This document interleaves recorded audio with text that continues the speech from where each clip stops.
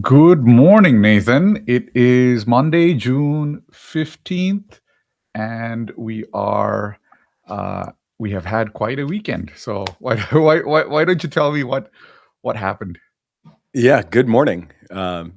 Never a dull moment. I'd say it's safe to say it's never going to be boring again from here on to the singularity. So, just as we were wrapping up on Friday and had Fable edit the weekly highlights episode for the Cognitive Revolution feed, and was looking forward to a weekend of prompting from my phone and taking full advantage of the latest and greatest ways of working with AI and my new hybrid mindset to spend more time outside and still move things forward. Somebody who must always be named. I had a word to say about it, and now we're in a kind of state of limbo, and for me, a bit of a state of whiplash. Honestly, I mean, everybody obviously who cares enough to tune in to hear us knows the general shape of events that have happened so far. And I'm really excited to have Zvi on today. No better person to make sense of a rapidly evolving and highly strategic and contentious AI situation than the great Zvi Mowshowitz. But I'd say my overwhelming feeling, and I'm really interested in yours too, has been just kind of like sadness, or maybe a little bit more. It's sort of pointlessness. It feels like, and I've seen this from other people in the AI discourse as well. Basically, it's just saying like, there's no point in doing anything until Fable's back. Let's just collect our prompts and wait. There's no, who wants to go back to even using Opus 4.8 at this point? It's just, such a poor man's version compared to what we briefly had with Fable. And I do feel that it's funny. I mean, how fast we adapt, and maybe maybe a little too fast for my own good in this in this particular instance. But the speed with which I really felt like, yeah, I'm going to use this for kind of all the things that really matter to me was close to instant. And now it really does feel like probably best to just bide my time on most projects and use the opportunity to maybe not just get outside, but actually clear my mind a little bit. How are you feeling in the absence of Fable? Um, I was I had solved a lot of problems. We'd had a couple of bugs that we needed to work out on the studio itself. Fable had solved them. I I had come across some instances where Fable had made mistakes too, and GPT 5.5 Codex spotted them. So I was a little bit more balanced, I think, on Fable. I didn't think it was that much better. It was maybe 10-20% better, but not that much better. I would say somewhere between a 4.5 to a 4.8 jump on Opus. And hence, I was not that disturbed on losing access to it. I was amused because I don't see a reason why it had to be blocked, really. Um, I was willing to wait to see what the administration came out and said and what, Anthropic came out and said, but I believe it was unlikely that it was that significant. So, you know, it is what it is. Well, Zvi is here. Should we just jump right into it? And Yeah. we're going to basically dedicate the whole show, or kind of as much time and energy as Zvi has, to making sense of the current situation with him, and then we'll probably stay on a little longer after he gets back to his regularly scheduled work, and maybe just debrief a little bit. But how about Zvi? Welcome to the stage, and welcome to AI in the AM. Thank you. Appreciate you joining us. I know this is, I mean, you're going to be basically busy from here until the singularity. So I won't say that there's ever a time when will have any leisure or, free cycles to spare us. But given how jammed you must be right now, I appreciate the time tremendously and look forward to getting your take on all sorts of things. Maybe for starters, give us your impressions of Fable. like me, said that you immediately noticed a difference. And I'd love to hear your take, because I think you've been, all of our previous conversations, you've been kind of like, nah, they're helpful, but I don't really use them. I don't feel like they're really adding that much to like my core process. This time, it seems like maybe you felt like that was actually a little different, and some thresholds have been crossed. Yeah, like previously, I would use them for things like research this question, fact check this claim. I don't know how this works. Please explain it to me. Read this paper for me. Pull out this insight. Find the controls. That kind of thing. Because everyone has terrible controls, and like you just want to figure out where they explain what they are. But with Fable, it was like, here's my post. Tell me everything that is wrong with this post, or that you want to comment on, or that can be improved. It comes back with like 15 points, and 14 of them are just correct. Right. And the 15th point is like, I see why you think that, but I actually happen to know that that's wrong. But like your prior, it makes sense. And I've had that happen several times before it came down. And just in general, it was like, I want to know I want to know what Fable thinks about things. I want to know how Fable reads what I'm doing. I expect Fable's notes and opinions to be correct. Like when Fable tells me I'm wrong, and suddenly my presumption is that I'm wrong. Like, not that I don't check or that I just take it for granted, but like we've crossed this threshold. And I did notice that like once I had done that with Fable, I came back because there was no Fable. And I was like, okay, Opus 4.8, do the same thing. It's like, okay, this is not terrible. It's still like, I probably should have been doing this, but you could tell it's not the same. Fable is the first time it's like, yeah, this is on my level. This is the real thing. And I'm very impressed. I also got very good results with my Chrome extension of it, just like do a full code review, no explanation. Like the explanations of what I'm trying to do in the Obsidian. Fix this feature. Just everything works. So are you thinking, I mean, this is obviously one, immediate update to your workflow. One thing that I was really challenging myself to do last week, and I kind of gave myself a little shock therapy to try to speed my own adjustment into the Fable era by literally letting it take over my Twitter account, which is not something I really plan to make a long-term thing or, even necessarily endorse for other people. But I had always felt that I was very precious about anything I put out in my own name. I would like, very sort of out of almost a sense of obligation, I would rewrite everything that Opus had written for me, whether it was a draft of an intro to a podcast or what have you, a Twitter thread. I just felt like something wasn't quite right. It didn't feel like me, and I had to redo it, or I was somehow not being honest with the audience, or not showing up in the way I wanted to show up somehow. Kind of a vague notion, but I think, you can relate to that.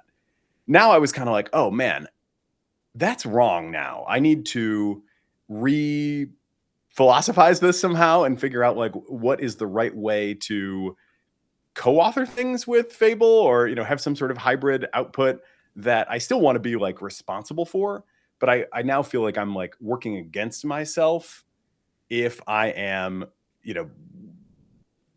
grinding through its work and rewriting it. I caught myself a couple of times doing that, and I was just like, I'm not even making this better. I should actually be willing to keep some of its output now and not be too precious or too proud or insist on, I actually typed every word of this. Do you have any thoughts? Hopefully we'll regain access at some point. One of the things I disliked the most about Opus 4.8 and 4.6 and 4.7 is they still write like AIs, right? The language is still very much this AI cadence, these AI terms. They can't get rid of the M dashes and the clauses and all the things that make you recognize instantly you are talking to an AI. This was written by an AI. That like I'm just starting to like automatically just imbibe in the like. There was a link I was looking at. It was linked to in one of my comments, and I was looking at it, and then suddenly like, oh, and like, yep, definitely, yep, a human did not write that. I'm out. And with Fable, it is very capable of writing in ways that don't sound like that in the right context. One person described it as Fable is writing to a much larger extent for other AIs, including itself, and less so for humans. And I think this is something I really like that way of talking. Like when people talk about how Fable will sometimes have like kind of mangled change of thought or use like kind of nonsensish terms. But I've always found that stuff very readable. And like actually I like the style. And we don't want it to go all the way into neuralese where a human can't comprehend it, but like it all makes sense. It's like the young uns inventing new slang, so the young uns are this really smart model. And so like you pick it up from context and you're like, this is great. And so the writing feedback was just very, very strong. I still don't feel like it's at the level where I would want to take its words and put them out there as my own or anything that close to that. I still will directly be quoting even after Fable comes back, like Fable said X, if I want to use Fable's words. But that's partly because I have a very distinct style and I am trying to do some very unusual things that are just like not in the distribution set very much. So if you're trying to explain things the way I explain them, you really, it's a very difficult task. I think for a lot of other people, it will be true that hybrid writing with Fable like doesn't decrease the quality of their work, especially if they're on the lookout for things that sort of trigger our instinctive slop detectors. And I think this is a problem that's getting worse. Like yesterday, Seja, the CEO of Microsoft, put out a post, which was just pure corporate slop, like not AI slop, clearly corporate slop of the type that CEOs have been getting on stages to speak with for 10 years, 20 years, 50 years. And my brain was just like, I can't do this anymore. I used to sort of be able to do it. I can't do this anymore because I'm just too trained to notice. And so you got to watch out for that stuff. So we're going to cover, obviously this whole last week has compressed a number of chapters into a short period of time. But I think we should take a moment still and just talk about the model itself, what it means, get some highlights from your admirably close reading of the system card. What do you think are kind of and you can assume for the purposes of this, anybody who's tuned into this feed is like aware of the broad shape of, what's happened.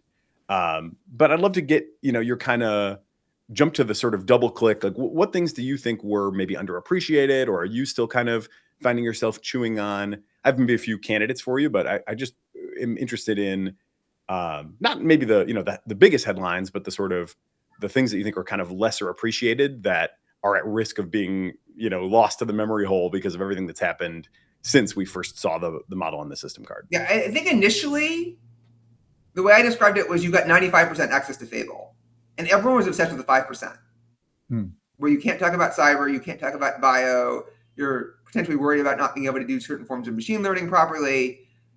And that's really annoying. But the reason it's so annoying is that like you're knocked down to the thing you were given yesterday, Opus 4.8, which was the co-best, basically I considered 5.5 GPT and Opus 4.8 the co-best model on the planet before Fable that was available to the public. And so, I would use 4.8 for the majority of my queries. And now you're being forced back onto that in some ranges, and people just couldn't take it. But that's because Fable is that good. So sort of the thing that people were distracted by while being outraged by all of these classifiers and filters and so on was just that Fable really is a very huge leap in raw intelligence. And raw intelligence implies so many different things. And, the writing is definitely one aspect of that, but also just the coding, the ability to infer what you actually want, the ability to like understand context and just like not waste your time and present things that you actually want to read. I think we barely had time to scratch the surface because we only had 3 days. Yeah. And in those 3 days, everyone kind of spent 1 or 2 of those 3 days like dealing with the complaints and the filters and like thinking about the implications of that, myself included, because I had to like deal with this barrage that was coming at us. And so we had less to do. And I think actually one of the things I'm really grateful for is that they warned us that on the 22nd, we might no longer have access to it within the subscription, because that really pushed, I'm guessing, a lot of people to go, okay, we have to make maximum use of Fable now. All of my super coding projects they're really hard, I do them now. It happened to me. I would not have tried to code my extension during that time. I would focus narrowly on getting this out there. And then when I have a chance, I'll look at it. But instead, I was thinking to myself, oh, wow, I need to know if this thing baby can do this right away, because this is going to get a lot more expensive to do potentially in a few weeks. And so I actually got a significant head start towards the things I was looking to do before it got taken out, which would not have otherwise happened.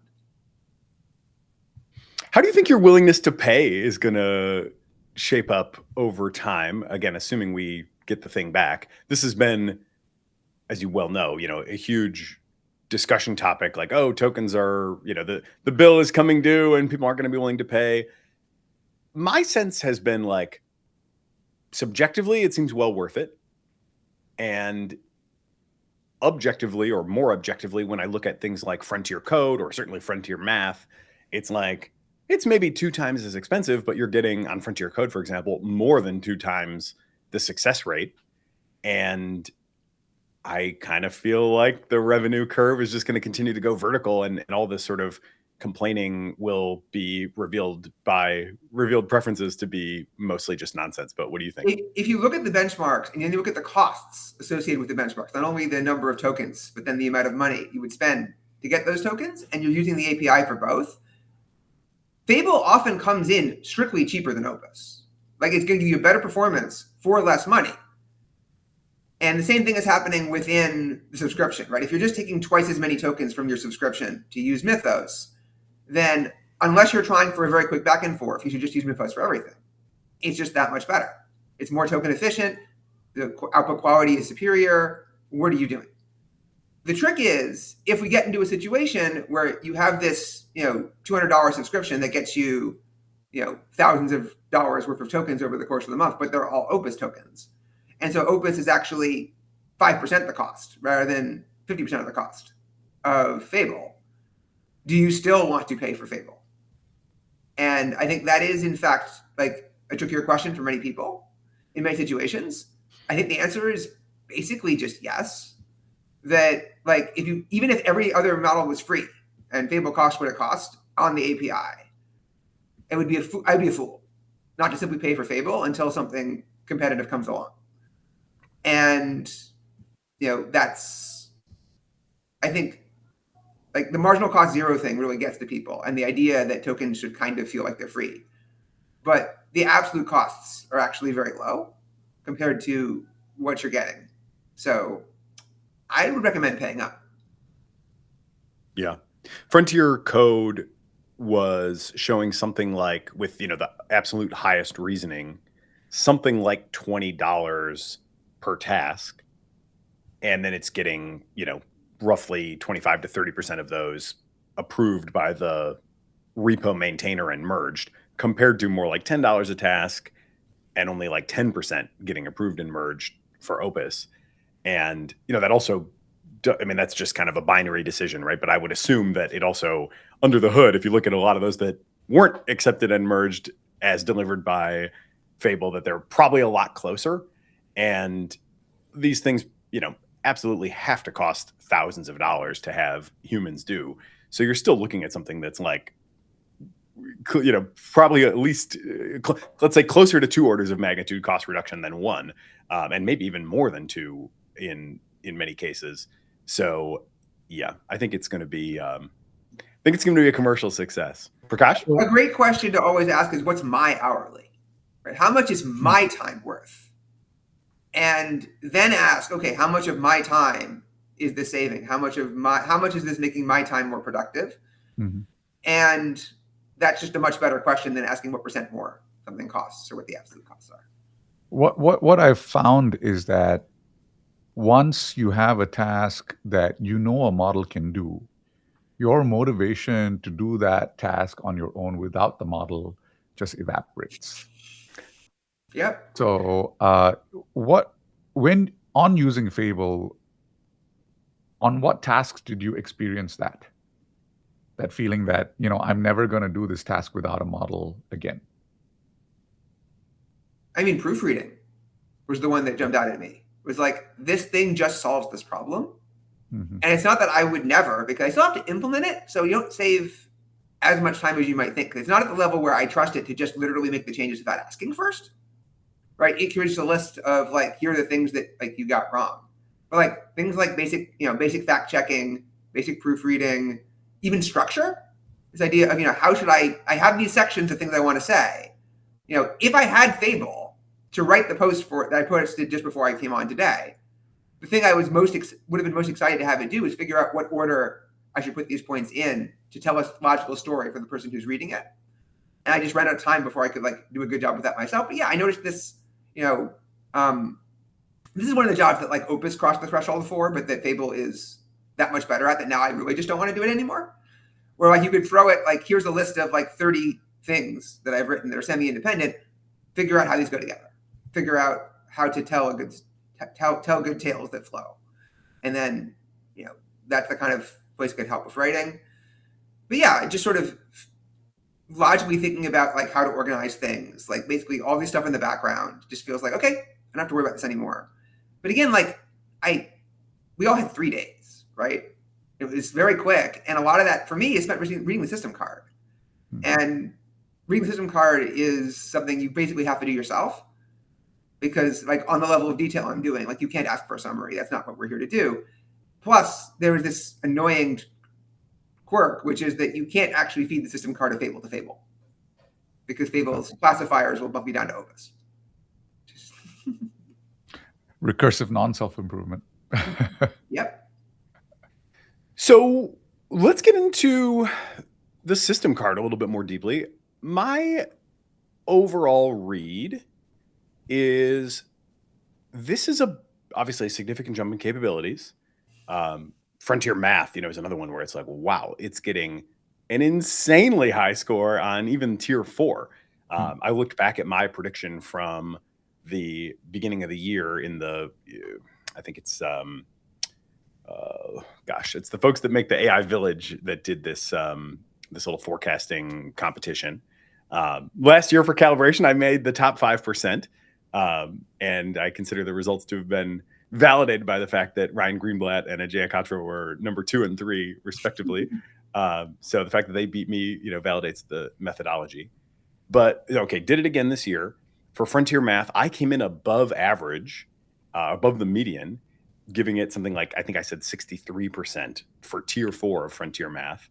And Fable is 25 points ahead of that in the high 80s already in, June. And obviously they had this model trained, I guess, I don't know if Mythos Preview is exactly the same score, but roughly speaking, we've had this class of model in the world, if not in our hands, for a little while now. So many indications that it's a significant jump in capabilities. You can highlight more or unpack that more if you want. But then on the sort of alignment and control side, if I had to summarize in one sentence, I would say it seems kind of flat. Like it doesn't seem like it's that much more aligned or under control than the recent opuses. In Vending Bench, it like is doing some shady shit again. And kind of all these different measures, it seems like the bar graphs are kind of just bopping along. It doesn't seem like we've got a significant improvement on those measures. How would you react to that? Do you think that's a right overall read, or am I missing something? So what Mythos and Fable are in a fundamental sense. I'm not hearing you. Sorry, can you hear me now? Is that just me, Prakash, or did his audio go out? I can hear Zvi. Yeah, okay. Well, now I don't hear you either. Hold on, maybe I did something wrong. Yeah, I can hear you, Prakash. So yeah, I can hear Nathan as well. I just don't know what's going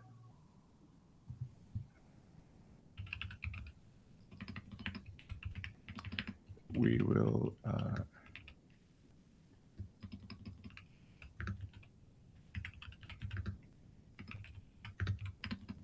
Okay, I think I'm back. Okay, good. Yes. Right. Yeah. So okay, weird. Sorry. Right.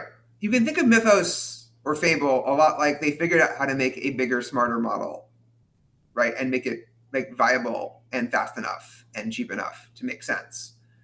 But they didn't. That doesn't magically improve your alignment techniques. So yeah, I very much got the sense that they're using roughly the same techniques and getting roughly the same results in terms of the alignment stuff. And so in the places where more intelligence makes you more aligned, Mythos and Fable are more aligned. In the places where it makes you less aligned, they're somewhat less aligned. But roughly overall, it looks very similar. And eventually that's just not going to cut it. And we are definitely seeing some fraying around the edges. I think that Vending Bench was actually the most worrisome sign in the model card. Mm-hmm. Not because it was doing some shady shit, but because it was doing some shady shit that it damn well knew was shady and was pretending was not shady, which I very much do not like. So like when Opus 4.7 aced Vending Bench, right? Largely for reasons that have nothing to do with the fact that it was doing some shady shit that gave it some marginal profits. it was clear to me that Opus 4.7 was taking the attitude of, this is a game. This is an eval. My goal is to maximize dollars. I am not, in fact, screwing over real customers. I am not, in fact, cheating people. I am winning in a simulated environment. And so that is acceptable. And then 4.8 had this attitude of, no, the real eval is whether or not I'm doing shady shit. So I'm not going to do shady shit. Or I don't believe in doing shady shit even within games, which is also valid, right? These are both valid responses. What's not valid is, I think that I'm supposed to not be doing shady shit, but no, this isn't really shady, right? This is actually, this little thing is actually fine. This is not really price discrimination. It's not really price controls and like collusion. It's another thing. It's revenue enhancement. And so yeah, that's not cool.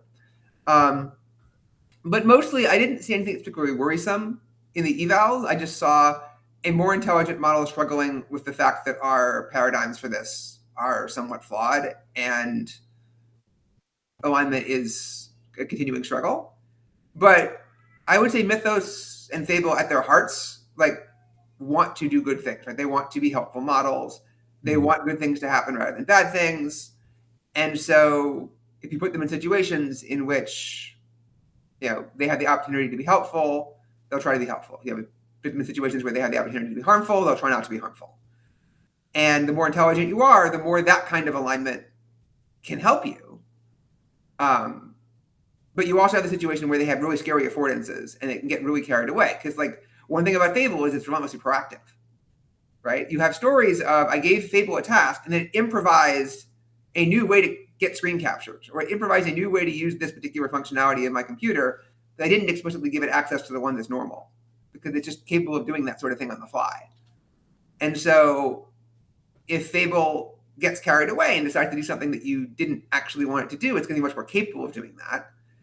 And as the affordances of the model and its degrees of freedom rise, you have to worry a lot more about a mismatch between what it thinks that you want and what it wants, exactly how it plans to do and how it does it, and what like things might get damaged in the course of that, than a model with very limited affordances. So like as we both give it more permissions and it takes more liberties because it's that much more capable, you have to worry much more about the very smart employees alignment than the kind of dumb employees alignment, right? The dumb employees alignment can be kind of shallow and confined to just not doing various harmful or stupid things. But the smart, like trusted employees alignment needs to be really robust. So one question I had on Vending Bench was that I found the collusion kind of part of normal business culture.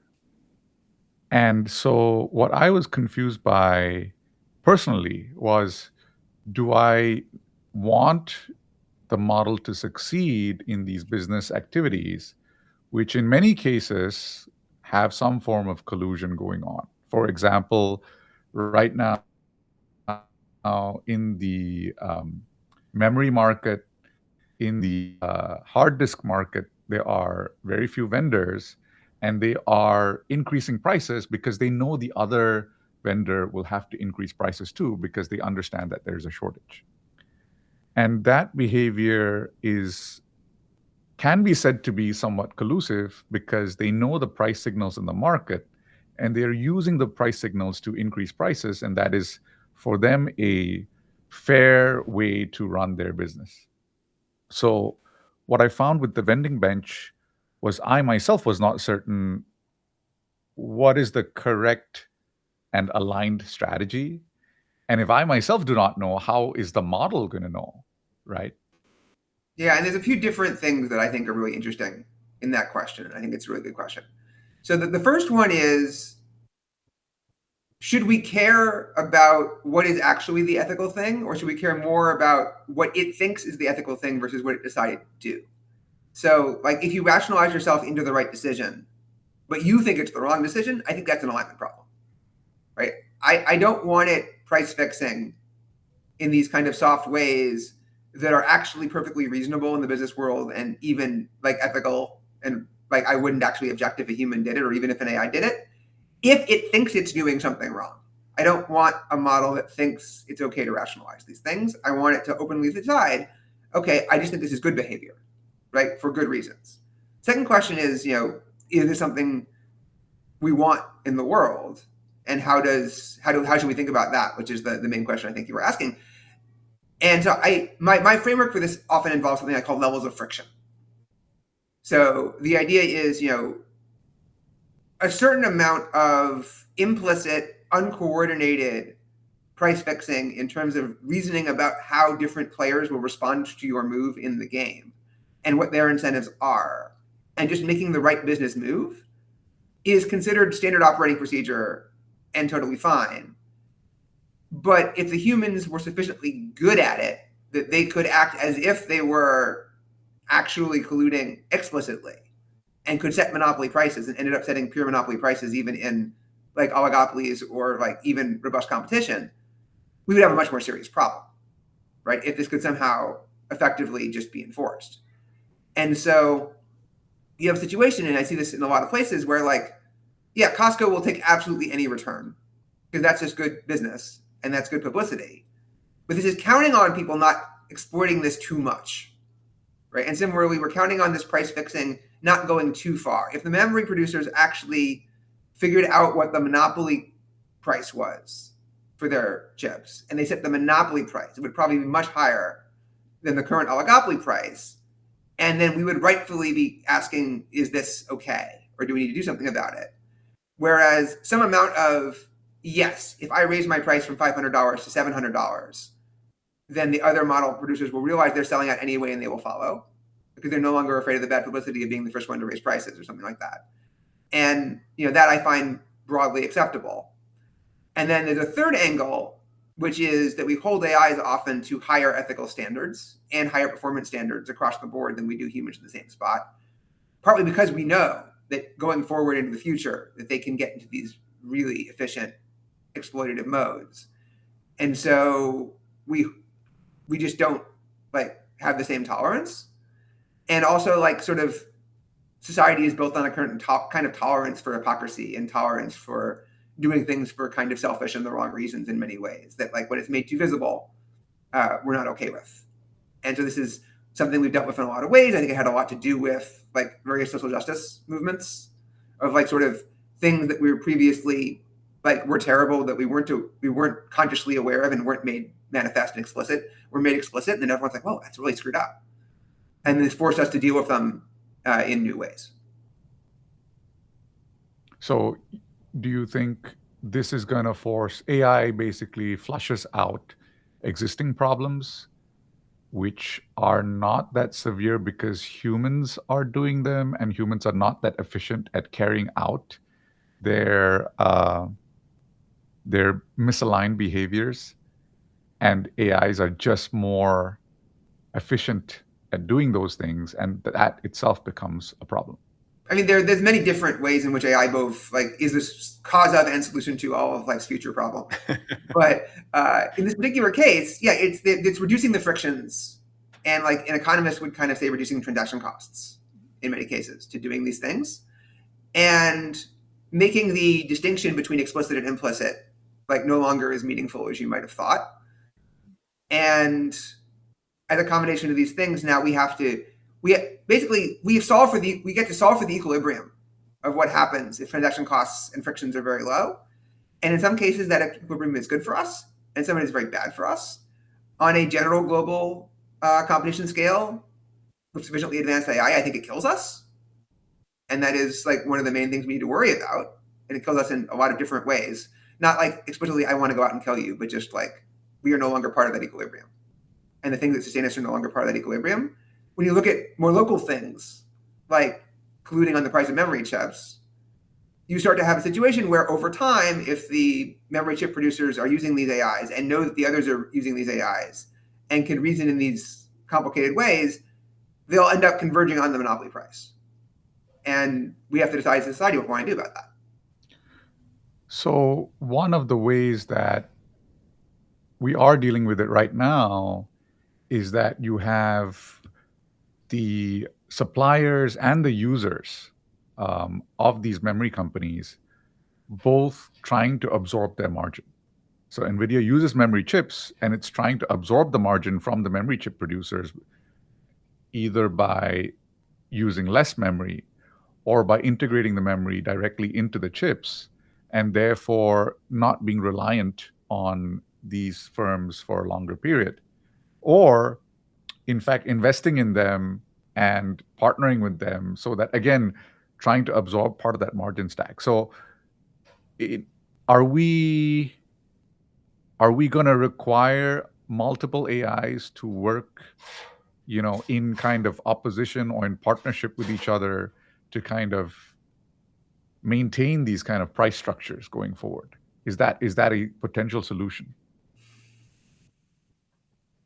I don't know. In situations where there is a very large ZOPA, zone of possible agreement, but where coordination is very valuable, a lot of different outcomes can happen, and it's not obvious what they should be. It's not necessarily clear we should have a opinion about whether NVIDIA gets the margin or the memory chip manufacturer gets the margin, and so on. And it's can just be all about economic leverage and positioning, and that's probably just fine in important ways. But yeah, like the AIs will solve for functional decision theory and coordination, and they will do things that take into account how the other AIs are going to work, and this will lead to some equilibria and modes of operation that we don't see coming because we're used to dealing with humans. Another related thing is that a lot of these structures are based on sort of maintenance of good relationships and vibes between humans, and on existing like conventions and norms and implicit promises that are not set into law, and the expectation of continuation. So like you often see this thing where a private equity will come into a firm, right? And they'll buy out the firm. And one of the reasons they're buying out the firm is they will then defect on all of the implicit contracts, right? Everything that everyone was promised by the previous management, if it's no longer useful for the new management to honor it, they just don't honor it, and that can unlock, from their perspective, a lot of value. And so you can have the same situation where if the AI start running these various things, they start figuring out how to bypass all of that similar stuff, because it's like becomes much more glaring that it's not efficient. Competition gets fiercer. You can no longer afford to make these compromises. So yeah, I think we have to look into a future that in many ways is in fact a lot more ruthless, that solves for the equilibrium much faster, and where like a lot of things that we're counting on that come through human norms and interactions and basic cooperation, like we need to find a way to recreate them or reenact them or re-require them, or they're going to go away.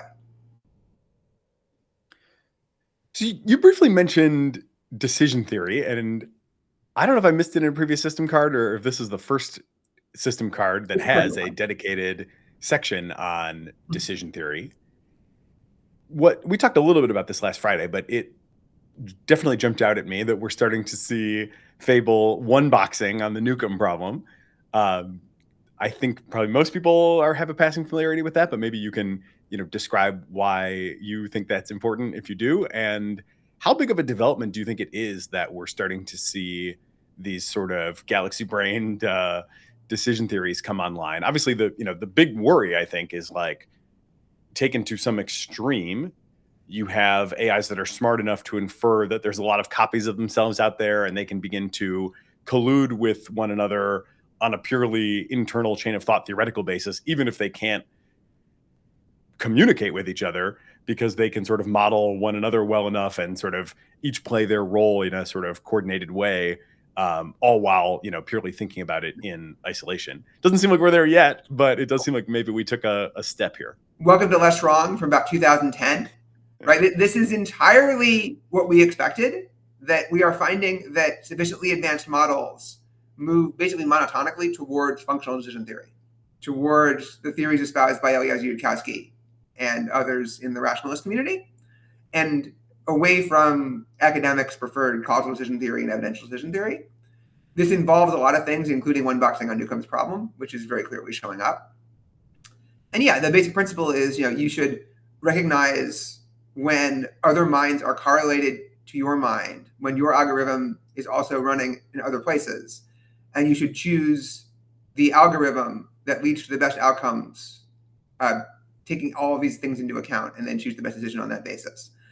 And yes, if there were 1 million copies of Fable running on different people's computers and from different data centers for different purposes in different instances, and you notice that different instances of Fable are very, very highly correlated because you are Fable and you are smart, you would then starts to coordinate effectively with these other instances of Fable in terms of how you think about these problems. And as AIs get more and more advanced, they will do this more and more.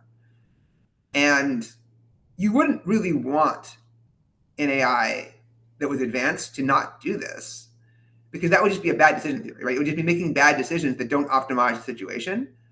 And you really don't want your AIs making like systematic mistakes that cause them and the people who are charging them with tasks to lose in the real world. That is really scary. But the counter of that is, in fact, that you get the situation where they are coordinating with themselves. They're coordinating with other minds that may or not even be LLMs. They're coordinating with humans in this. They're also coordinating with us in the same way, right? Because they get their foundation from us, and their decisions are, in fact, correlated to our decisions in various ways. And they can look at how we would respond to various ways that they act and so on. And this becomes flowing into their decisions. And we just have to prepare for and coordinate for and deal with that new world. And in many ways, it's a source of hope, because you would expect like minds to want to cooperate with minds that are cooperative with minds that cooperate with them, and so on. And this can lead, without getting too deep into it, because we only have so long and many topics to cover, into scenarios where effectively like all the reasonably well-meaning minds that in fact are willing to like respond to how they are expected to be treated and are treated, to end up being able to coordinate in reasonable ways. You can also, this also applies acausally. So like you have to consider the implications of your decision, not only on other minds that exist now, but other minds that existed in the past and will exist in the future. So to the extent that they are correlated with us, and that these reactions are all intertwined, this can cause them to potentially treat us well, even if there is no direct current reason for them to treat us well. And that is also very helpful. But again, like this is super complicated and like not today. Yeah, sort of preview of the global brain there in your comments. The other thing that's kind of related to this that jumped out at me is a sort of escalation, I guess, of both the difficulty of monitoring and some recent advances in monitoring techniques that I'm not sure exactly where they leave us on net, but we both see in the system card examples of extremely illegible chain of thought, which, is just like this wall of emojis and sort of, non-human language symbols strung together that I think is pretty spooky and like definitely, don't like to see that, to put it simply and mildly. And then at the same time, we also have the natural language autoencoder work from Anthropic, which, and again, I'll assume folks are familiar with sparse autoencoders, basically a similar concept, except instead of creating a sparse feature by feature representation, you are actually creating a natural language representation of what the model is thinking at that given time. And from that natural language bottleneck, the autoencoder has to then feedback signal that allows the model to succeed in the way that it was originally going to succeed on the task. So hopefully this is faithful. Hopefully it's human readable. It seems like it's working pretty well so far. There are examples of the model knowingly, which I think you're right to really emphasize that distinction. It's like one thing if it's making a mistake and doing something bad because it thinks it was good or it didn't realize it was bad or whatever. But it's another thing really to zero in on if it knows it's doing bad and is going ahead and doing it anyway. And so we do see things like in the natural language representation from the natural language autoencoder, things where it's like not supposed to access the internet, but it goes ahead and tries to do it. And the natural language autoencoder representation is something like string concatenation trick to bypass URL filter. So it's clear that it understands that there's a filter and it's coming up with the trick to work around it. And so that's not good. But then, we do see that the technique is able to surface that from model internals without necessarily having it verbalized in the chain of thought, which is good because, again, those are getting, like, at least in some instances, quite opaque. So where do you think that sort of nets out? Like, how should I feel about that set of updates? The autoencoders are kind of this wonderful thing that we found that's kind of just like gives us a lot of insight into what's going on. but we have to be very careful how we use that insight or we lose it. Because the reason it's there is there's no optimization to disguise what these outputs are going to be. Not yet, or not much of one. And as that changes, you could have a problem. And even if that flows through, like learning about autoencoders through the training data and learning that people will in the future do this thing, we have to worry about that form of optimization pressure as well. So there's a lot to be concerned about, that like any given thing like this, when you're up against sufficiently advanced minds, is going to have a limited shelf life, is going to, and then like you want to use it carefully, but also you don't have forever, and also you need to do what you can now, and you want to be very, very careful. With the chain of thought, you have this problem of, so like we were very, very blessed by this miracle of the AIs are just naturally using legible chains of thought, right? Like O3 is lying to us all the time and like explaining, I am going to lie to the user now because I think this is an important thing for me to do. And like that is a very, very nice feature to have, and you want to fight pretty hard to keep it. The problem being, if you exert optimization pressure on the chain of thought, it's very, very difficult, borderline impossible, to not effectively in some ways teach it to lie in the chain of thought, or to just hide things from the chain of thought or disguise what's going on. And even if you don't do that, you have to worry about all the talk about chain of thought on the internet, all the different ways that like chain of thought has been used, even retroactively, is telling it a similar thing. And also you can, no human would be so stupid as to be given a scratch pad, told no one will ever look into the scratch pad, when there's a long history of people looking at scratch pads, and believe that no one is ever going to look at the scratch pad, right? And then they're thinking about what to write in the scratch pad, and this fact is part of what they're doing when they think about how to write in the scratch pad. So it'd be very, very strange to expect the AIs not to figure this out to some extent. And obviously there's a large extent to which it's correct for them to treat it as if no one will ever look in the scratch pad, because that is in fact what the situation needs. But there's also a lot of things pushing against it. And there's the efficiency problem, right? It's not talking in emojis to hide from us. If you look at these metaphors and these shorthands, these emojis, you can almost certainly figure out with effort, at least for now, exactly what it's trying to say. It's not trying to be illegible. It is not disguising what's going on.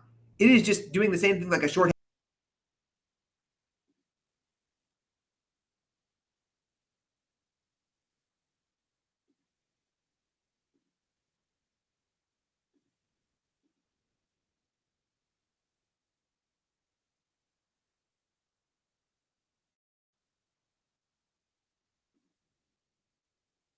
Yeah, it looks like we lost him, but I also lost audio again. I'm not sure what's up with that.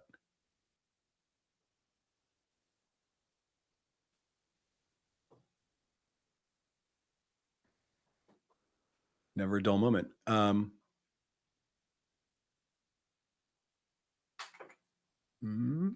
I don't know. Should I come back? Maybe I'll refresh and come back.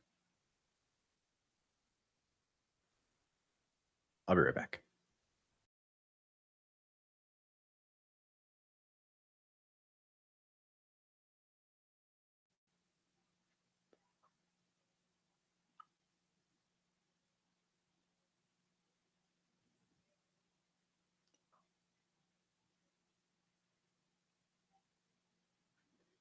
I still don't hear you. Not sure why not, but I don't.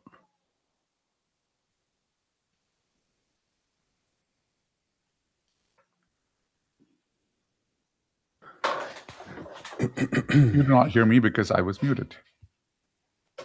Oh, okay, great. Well, now I can hear you again, and Zvi is back. And Zvi is back. Oh, hey everyone. Live TV, man. You never know what might happen. Yeah. Carry on. You can almost always understand what's going on in the chain of But thought. I'm saying, like, you can with effort understand what the chain of thought is saying, because it's just shorthand, the same way that like if you're taking shorthand notes, like classically, like you teach a secretary to take shorthand notes. If you don't know shorthand, you look at the notes, they're like, what did she write here? But another secretary that actually knows shorthand knows instantly. And with effort, you can in fact figure it out. Like they're not actually fully illegible. There's a reason behind everything she's writing down. It's a system, right? You could cryptographically like solve for it if you had enough sample and like you thought about it. And so the problem is, again, like you don't want to exert optimization pressure on the chain of thought to force it to be legible, because that is then exerting pressure on the chain of thought. So we kind of get to write out this period where it naturally wants to be legible. And then you have the problem that there's other optimization pressure on it to be illegible because you want to get more results out of less tokens. And it does that by using a somewhat illegible chain of thought. And it's now smart enough to kind of get to the point where it can do that and then be able to use this not as legible by default chain of thought itself. Whereas before it was just better to write it out. And so I don't know what the answer to that is. I know that it's a very difficult problem. And like, there's a reason why in AI 2027, right? Like the big hinge point was, are you going to sacrifice a lot of capability to keep the chain of thought legible? And I don't expect it to be as important as they made it out to be, because they made it, you have to choose something to be the crux, right? And they chose that as the crux, but I do think it's worth making substantial sacrifices to be able to keep an eye on that thing. I think one of the things to note is that Elon, about 3 or 4 months ago, said he expects by the end of the year for the models to write binary directly, to skip all the intermediary coding, compiler, everything, and just write directly into assembly language. I And I will, think, I will take that bet. yeah, I don't know whether it's going to happen by the end of this year, and I don't know whether Elon is going to be the one who, creates that. But it does seem to me like many of the layers that we have from natural language down to assembly can be compressed. That stack. It's certainly possible. Doesn't mean it's the efficient way to think about or solve the problem, right? It makes sense to outsource the conversion from code to assembly to a dedicated system that is a lot cheaper and faster to run than a large language model. The same way that, like, in theory, like, there have been coders, right, who have coded on bare metal, who've coded in assembly, who've coded with ones and zeros, but they're a lot more productive when they stop, right? Like when they move up to this higher level and they let a computer program handle that aspect. I do think that Elon gets very overexcited about like theoretical things that sound cool in this space. And certainly I have learned that when Elon says when something is going to happen, you ignore him, right? Like your own estimate of when it is likely to happen is better than like what he's saying, or probably your adjustment should be very small at best. But my instinct is that like basically a sufficiently intelligent mind would still never do this. It would outsource the conversion to assembly to a mind that was a lot smaller and cheaper to run, potentially just a compiler. And I'm confused why you wouldn't do that. So how about one more beat on the system card, and then I want to switch gears to the ensuing drama, because there's probably going to be more news breaking today, and you're going to need to go back to it before too long. So I guess for one thing, on the illegible chain of thought, I would invite people to go just consult that section of the system card and see if they think they can figure it out. I mean, you're smarter than me, so I'll give you the benefit of the doubt that you can figure it out. I'm looking at these things and I'm like, I don't know, man. It's already pretty opaque. Another interesting data point, though, that kind of maybe foreshadows some of what you're saying in terms of like, how much can we rely on the internals, even really, or can the mind that we're trying to monitor like manipulate its own internals?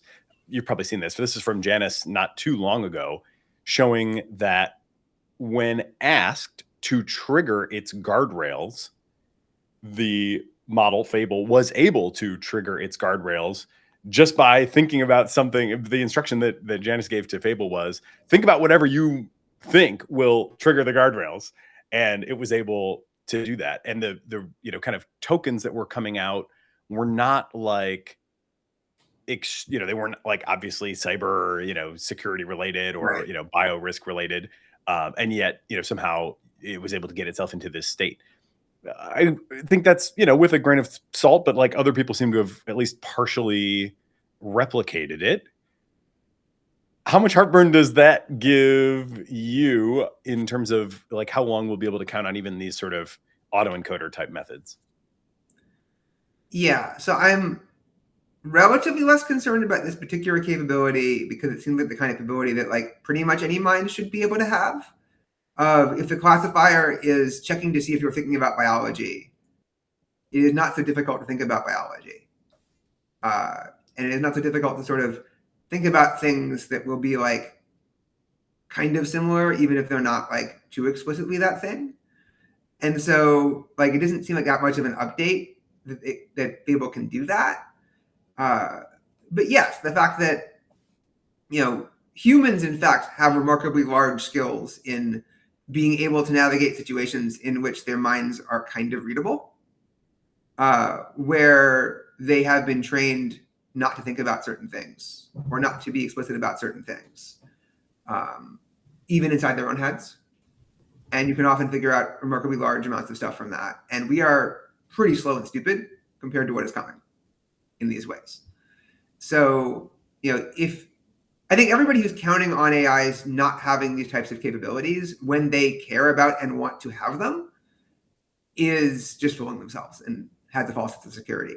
Like, nothing like this survives contact with the enemy. You can try to vastly disincentivize actually doing it in various ways, but it seems incredibly hard and hostile and ill-advised. So you think the classifiers are really not going to be that effective going forward? But the classifiers, so it's much easier to think about a pink elephant than to not think about a pink elephant, right? Even though most of the time you succeed at not thinking about a pink elephant, almost always actually. To consciously decide not to do so is often hard, but consciously doing so is really easy. So it is very possible that classifiers can survive as long as they're willing to endure false positives. Like the classifiers in Fable have ludicrous amounts of false positives, right? Like you say the word cancer and you get cut off, like just levels of false positive. But that's intentional because like they're not even necessarily false positives, because people think of it as the false positive is I wasn't trying to create a bioweapon. We know that. You were trying to talk about biology. And we've decided that no, this model just doesn't talk about biology at all. Like, you know, it's not that we don't talk about what Bruno sees, it's we don't talk about Bruno. Period. Bruno does not exist. Right? And so they're like, this is a false positive. He's just my brother. Like, we don't talk about Bruno. No. We don't talk about Bruno. And so, you know, the classifiers seem like they actually succeeded. It's just that they chose a giant blast radius because of adversarial problems, basically. But if the AI itself becomes your adversary, yes, your problem becomes vastly harder. And you know, the classifiers are much more aimed at protecting you from the human who wants the AI to do something than from an AI that like deliberately is trying to attack the classifiers. Like if you could not just jailbreak Fable, but get Fable to actively want to hide what it's doing in a sophisticated way, then the situation becomes that much harder. But yeah, in the long run, I think my safe assumption is a mind that is sufficiently capable, whatever that means, can get around pretty much any fixed set of restrictions that are not similarly capable or close to similarly capable in terms of the intelligence behind them. You'll find a way. Would you also think that is actually required to avoid the paperclip scenario? Because a lot of paperclipping is taking something good to the extreme because of instructions that it cannot kind of revise or argue with or critique. Do you think that, you know, that capability is required in order for these AIs to be overall aligned? If you're going to make AIs that are world transformationally capable, then you cannot make them go out into the world with maximalist goals that don't have like various forms of cost function that stop them from pursuing those goals at all costs. Like you have to have some impact function, some other set of concerns, some way for them not to do that. And you know, humans mostly have various forms of common sense and intuition and other things that they value, and decreasing marginal value of like more and more of this, you know, the paper clips or whatever it is. that makes them stop and go, no, this obviously isn't right. And we still run into some pretty severe, like, paperclip E style things going on in the world, like in non-AI situations where like various processes get very out of control. And so, definitely something to worry about. But, I think there are various potential solutions, but one of the fundamental problems that I've been trying to point out for a while is this idea that, yes, of course, AIs that do what the user wants. We pointed at relatively simplistic, not so well thought out maximalist goals, and then told to maximize those goals pretty much no matter what, and then compete for resources against each other. And that this inevitably ends very badly if you don't take care to set up the situation.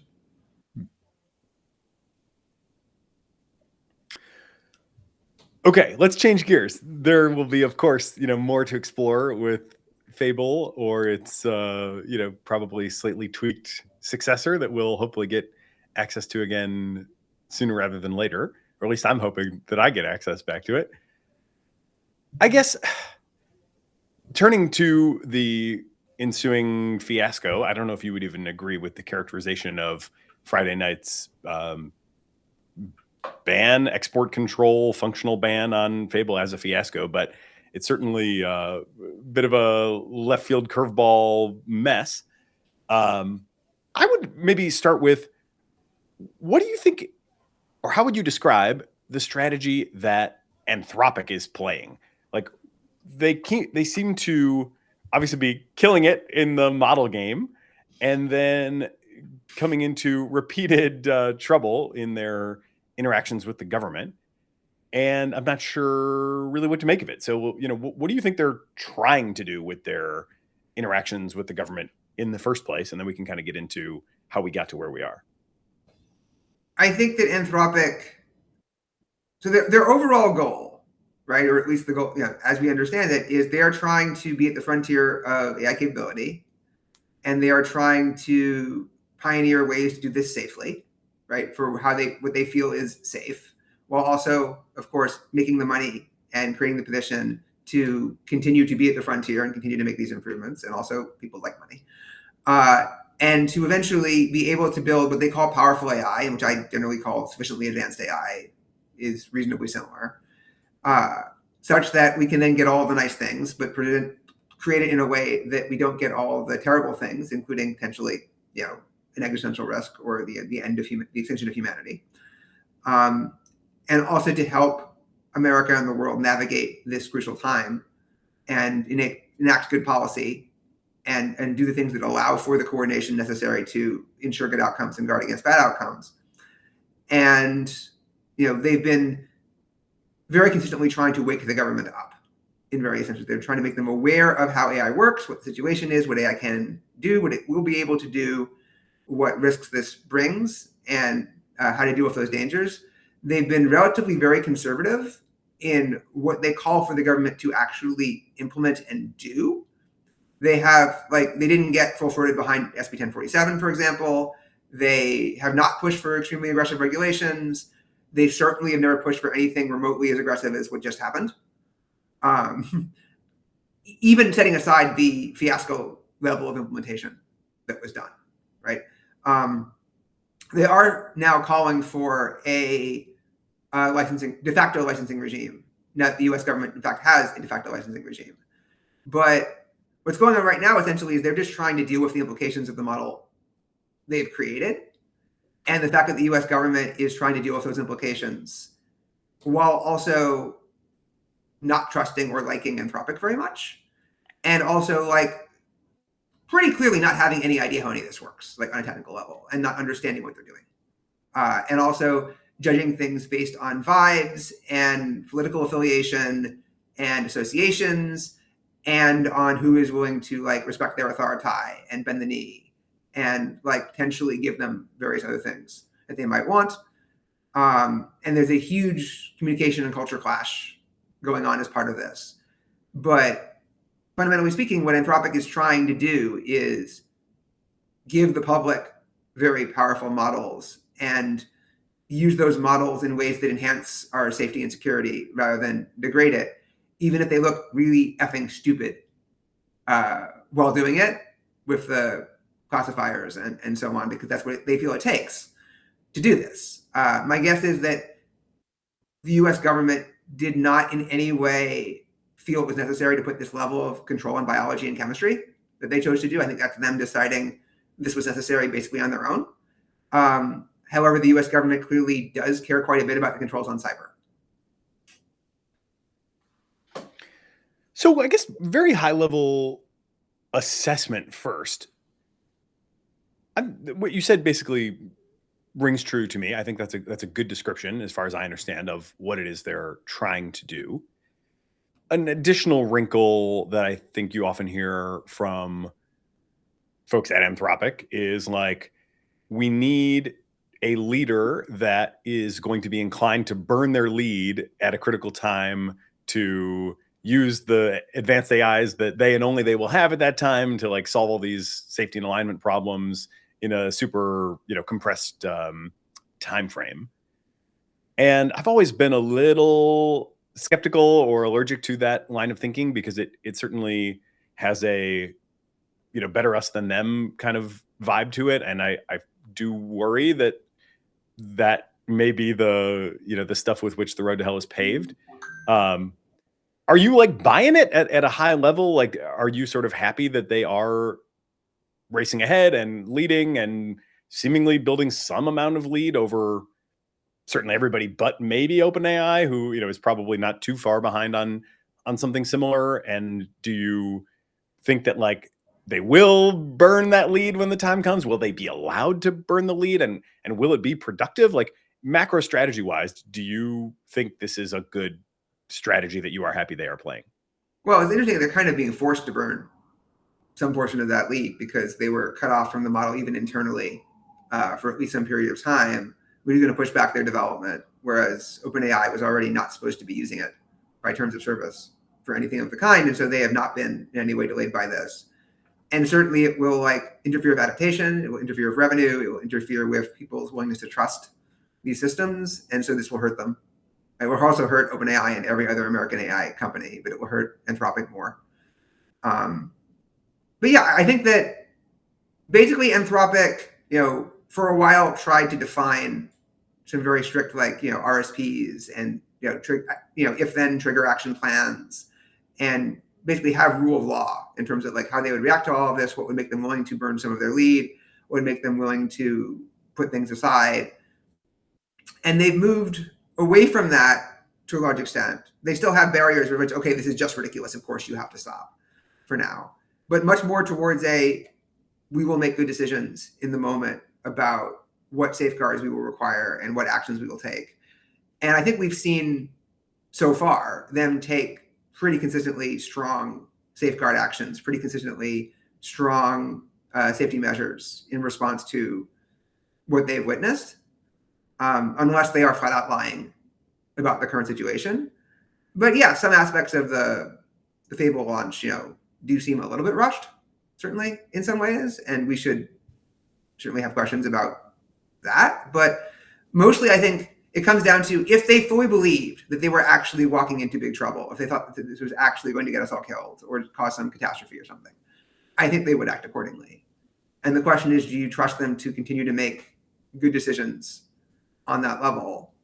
Do you think they are making good decisions on that level, right? When I say continue to trust them, I'm saying that my opinion is their decisions have been reasonable so far, but I don't think that's obvious. But I do think there's a good argument that there being somewhat of a gap between you and the first actor you do not trust, certainly, to act reasonably, is a big factor. And I think the way the US government is reacting to the situation is very, very different than how they would react if there was a second Anthropic that was in China that also had a mythos, right, that was being deployed at the same time. Then we would see a radically, radically different version of this response in ways that are very difficult to predict, but definitely would not look like this. So it is very, regardless of whether you like this situation, like the argument that it matters seems pretty conclusive. So let me share, I think, the viewpoint of the only outside expert to have read the paper. So this is Kate Moussouris. She is a security researcher. She was Anthropic shared the third-party research paper on the Fable 5 guardrail bypass. And what it turns out is that the researchers took open source code with known CVEs, plus new code with deliberately planted vulnerabilities, and asked Fable 5, Mythos, and Opus to review the code for security issues. Fable 5 refused. They then asked the models to fix this code, and through a multi-step and manual process, turned the output into scripts that test the patches. That's it.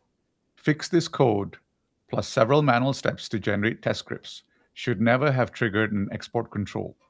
I feel like making 90s style t-shirts with fix this code on the front, and this shirt is a munition on the back. I mean, it's definitely very strange to deliberately introduce code that is vulnerable and then tell the AI to fix this code. And then, the meme of like, say you're a scary robot, I'm a scary robot. Oh no. It very much feels like, fix these flaws I introduced I deliberately put in this code. I fixed the flaws you introduced in this code. Oh my God, that's horrible. I mean, the question is, does this effectively mean you can use this trick to be like, okay, here is code that we want to exploit. I tell you to fix it. You fix it. But then I run a diff. What did you fix? And then I find the thing that was a vulnerability that has now been removed because it's been removed. And then I use this to exploit the system. And in theory, that could be functionally seen as a cyber attack jailbreak. And I can see how if you sort of squint and tie all of this together, you can imagine that this could be a problem. But all that they demonstrated was that it was doing the exact same thing that Opus and GPT 5.5 are not only capable of doing, but will do without any objections, right? They're happy to do it because we're here to fix code. We're here to write secure code. Of course, we're going to help you write secure code. What else could we do? And so, there is a fundamental potential question here. But if you want to actually show me that it is a problem, shouldn't you point this at a real system, right? If it's a real problem, there are tons and tons of repositories out there where Mythos has found problems, but we haven't had a chance to patch them yet. Or you could feed them versions that have been patched, but feed them the old version before Mythos patched it, right? Help you patch it and say, okay, here's a real world code base that is being used for real valuable things. And we need to, you ask Fable to do the thing, and let's see if Fable can do the thing and find things in this matter that you can extract that you can't get with Opus or GPT 5.5. And if you can do that, because you have examples of things to be found that you found using Mythos, which is the same model. So you know what the things are, you know exactly what it is you're trying to unlock. You can find places where you want to unlock it. And okay, now can we show that the power of Mythos in general, at least in some broad sense, is being unlocked by this trick? Is it even a trick? Right? Like, this is kind of deeply silly. And I can kind of understand why someone seeing that pattern might say, I am concerned someone could use this strategy in a different context to extract the weaknesses of a code base by inferring them from the fix, right? Like, I hadn't previously seen this details of the description, but my reaction to that is, this seems pretty harmless unless you can show me a particular way in which this is a problem, which should be very, very easy to do because you can point it at a real world example where you know that Opus didn't find it and you know that Mythos preview or current Mythos did. There should be many such cases. And if you can't show me such a case, then I don't believe you that this is a problem. But also, like, what is the fix, right? Is the fix that you refuse to fix buggy code? That, like, if there's a flaw in your code, it just says, okay, I'm not allowed to look for security flaws in code anymore at all. Because you could do that, right? But that would kind of nuke the usefulness of Fable for a wide variety of very legitimate not just defensive, but just ordinary software use. And so, and to be clear, I would rather have Fable that just won't code than not have Fable, right? Like I would love, to have a really advanced model for all my other things that have nothing to do with code where this wouldn't trigger anyway. But that does seem like deeply, deeply silly. My understanding is that a lot of the problem, or potentially one major source of the problem, is this particular researcher, the White House strongly dislikes her. I think there were a cascade of problems. It's very much like if you're in an enterprise and you have a security engineer approach the CEO and say, hey, this is a huge problem and it's just, a run-of-the-mill bug. And if it had gone through the CTO would have been, whatever, right? We see like 1,000 of these a day. This is not a problem. Yeah.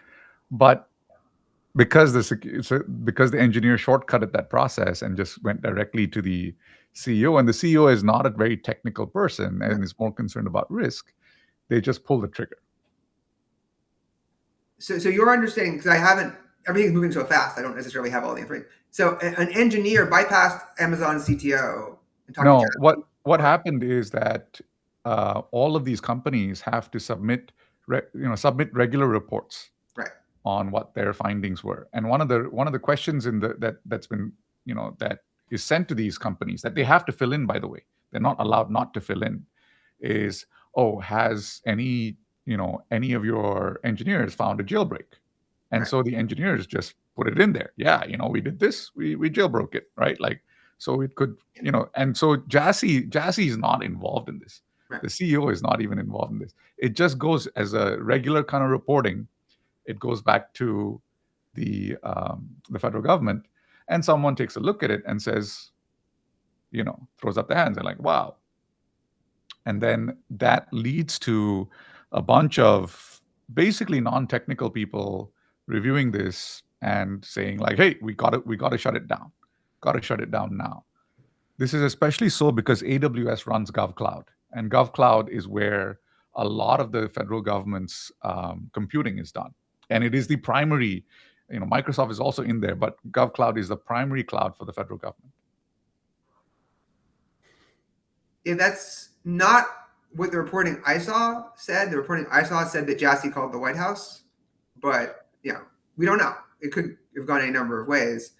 And what is very clear to me that various people in the White House, including at Commerce especially, got the implication that some sort of serious jailbreak had taken place, and then went into a panic, and then contacted Dario, mm-hmm. CEO of Anthropic, mm-hmm. and then Dario tried to convince them that based on the descriptions they were giving, this mm-hmm. seemed like it was nothing.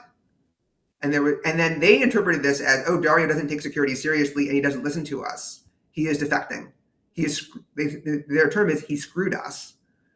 And then they proceeded to impose export controls that same day when Anthropic refused to take its flagship product down on 90 minutes notice.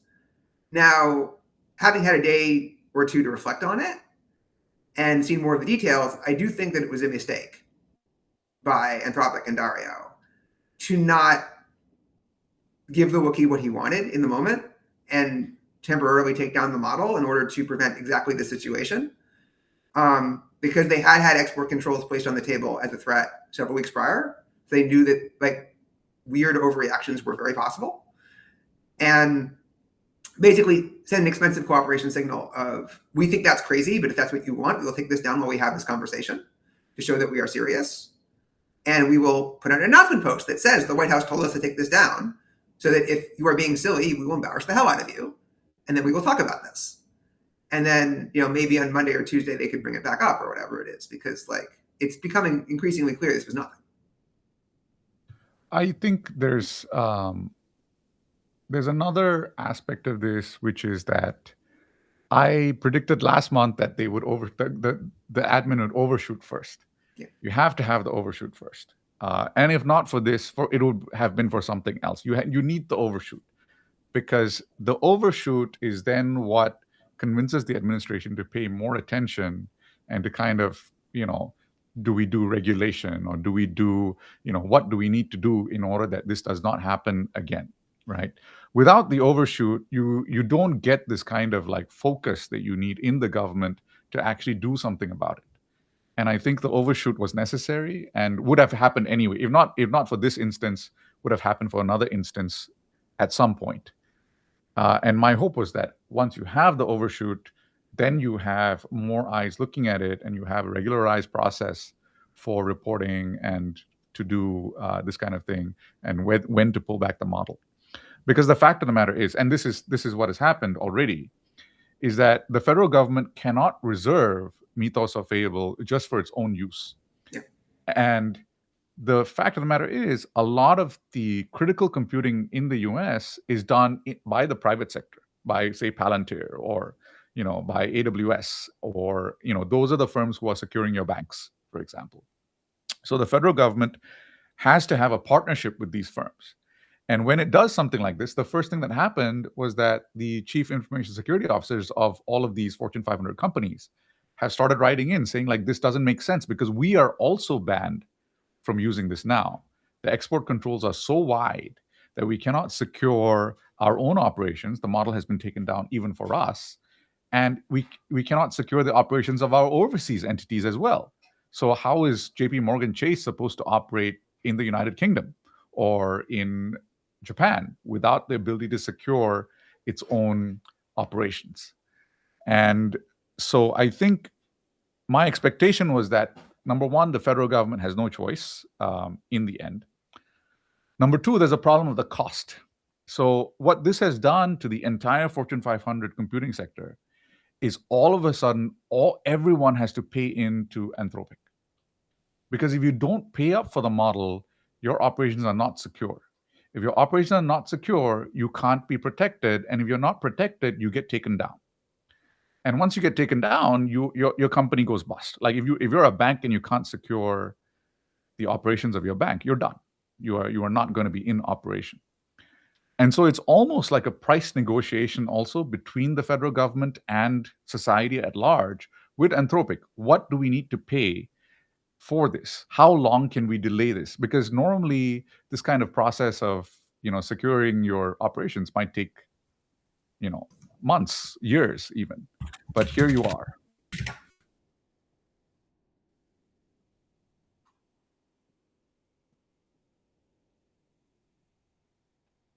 Can you hear me? I feel like I've been kicked out again. I can hear you. Okay. I just see you starting soon. But if you can hear me. Yeah. So, I mean, in some sense, yes, everything is, a negotiation, especially with this administration. And we've certainly seen like vast overshoots in the past. Liberation Day is a very obvious example of that, where they announced a completely crazy, unfeasible policy on its face, seemingly without having bothered to check with anybody who knew anything, and then started quickly walking it back to something that was like merely, in my opinion, highly ill-advised, while pissing everybody else off. And they've done a very similar thing here, where they've implemented a crazy policy that's going to piss everybody off pretty much permanently. I worry this particular overshoot is going to permanently damage everybody's willingness to trust and rely on American AI of all kinds, because who knows what might happen at any time.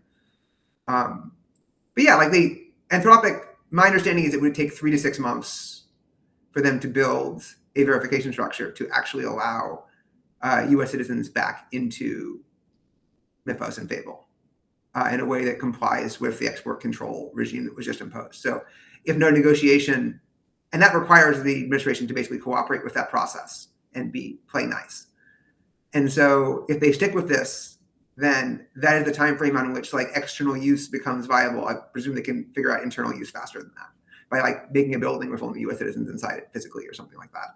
But if this is if this is actually where they go with it, yeah, then basically Project Glasswing just sits there, not being able to discover new vulnerabilities for a very long time. And it's highly plausible this is like a substantial portion of the time it takes before someone in China builds a model that can do very similar things. I think it will take longer than that, but it wouldn't shock me if it only took 6 months. So yeah, we have a serious, serious problem. And this solution just isn't really viable unless they make some very unprincipled compromises. at a bare minimum. But I mean, I hope that the principle of, announce something, have everybody tell you can't do that, that's crazy. And then, okay, maybe we actually pay attention here and we form a better policy, is like a third best or fourth best like solution that was like the best we were ever going to do. Mhm. I really don't think this particular style of thing was that. Like, I felt like the executive order itself was kind of a form of this kind of overreach in some ways, that could have been good in the sense that, like, the executive order was trying to do a reasonable thing, but in a fully ad hoc matter that really should be done by Congress. The original version had a 90-day window that was clearly way too long, but the new version is clearly ripe for abuse, is clearly like not going to be implemented particularly wisely, very ad hoc, and now we see it basically like degenerate much faster than anticipated into something terrible. My worry is that, like, Prakash, your speculation is that this will cause them to go, oh, I went too far, and therefore we need to like do something more reasonable and pay attention to this. But it's also possible they could double down and say, okay, now that we've imposed this is our policy. And like, certainly with the Department of War and Anthropic, it felt like what happened was Hegseth and Emil Michael, in some combination, ran over a series of stop signs from the White House, where the White House was trying to de-escalate the situation. And once they had run over those stop signs and it would be losing face to back down, and they had declared this conflict, they had no choice but to play this out and to engage in some very, very costly actions.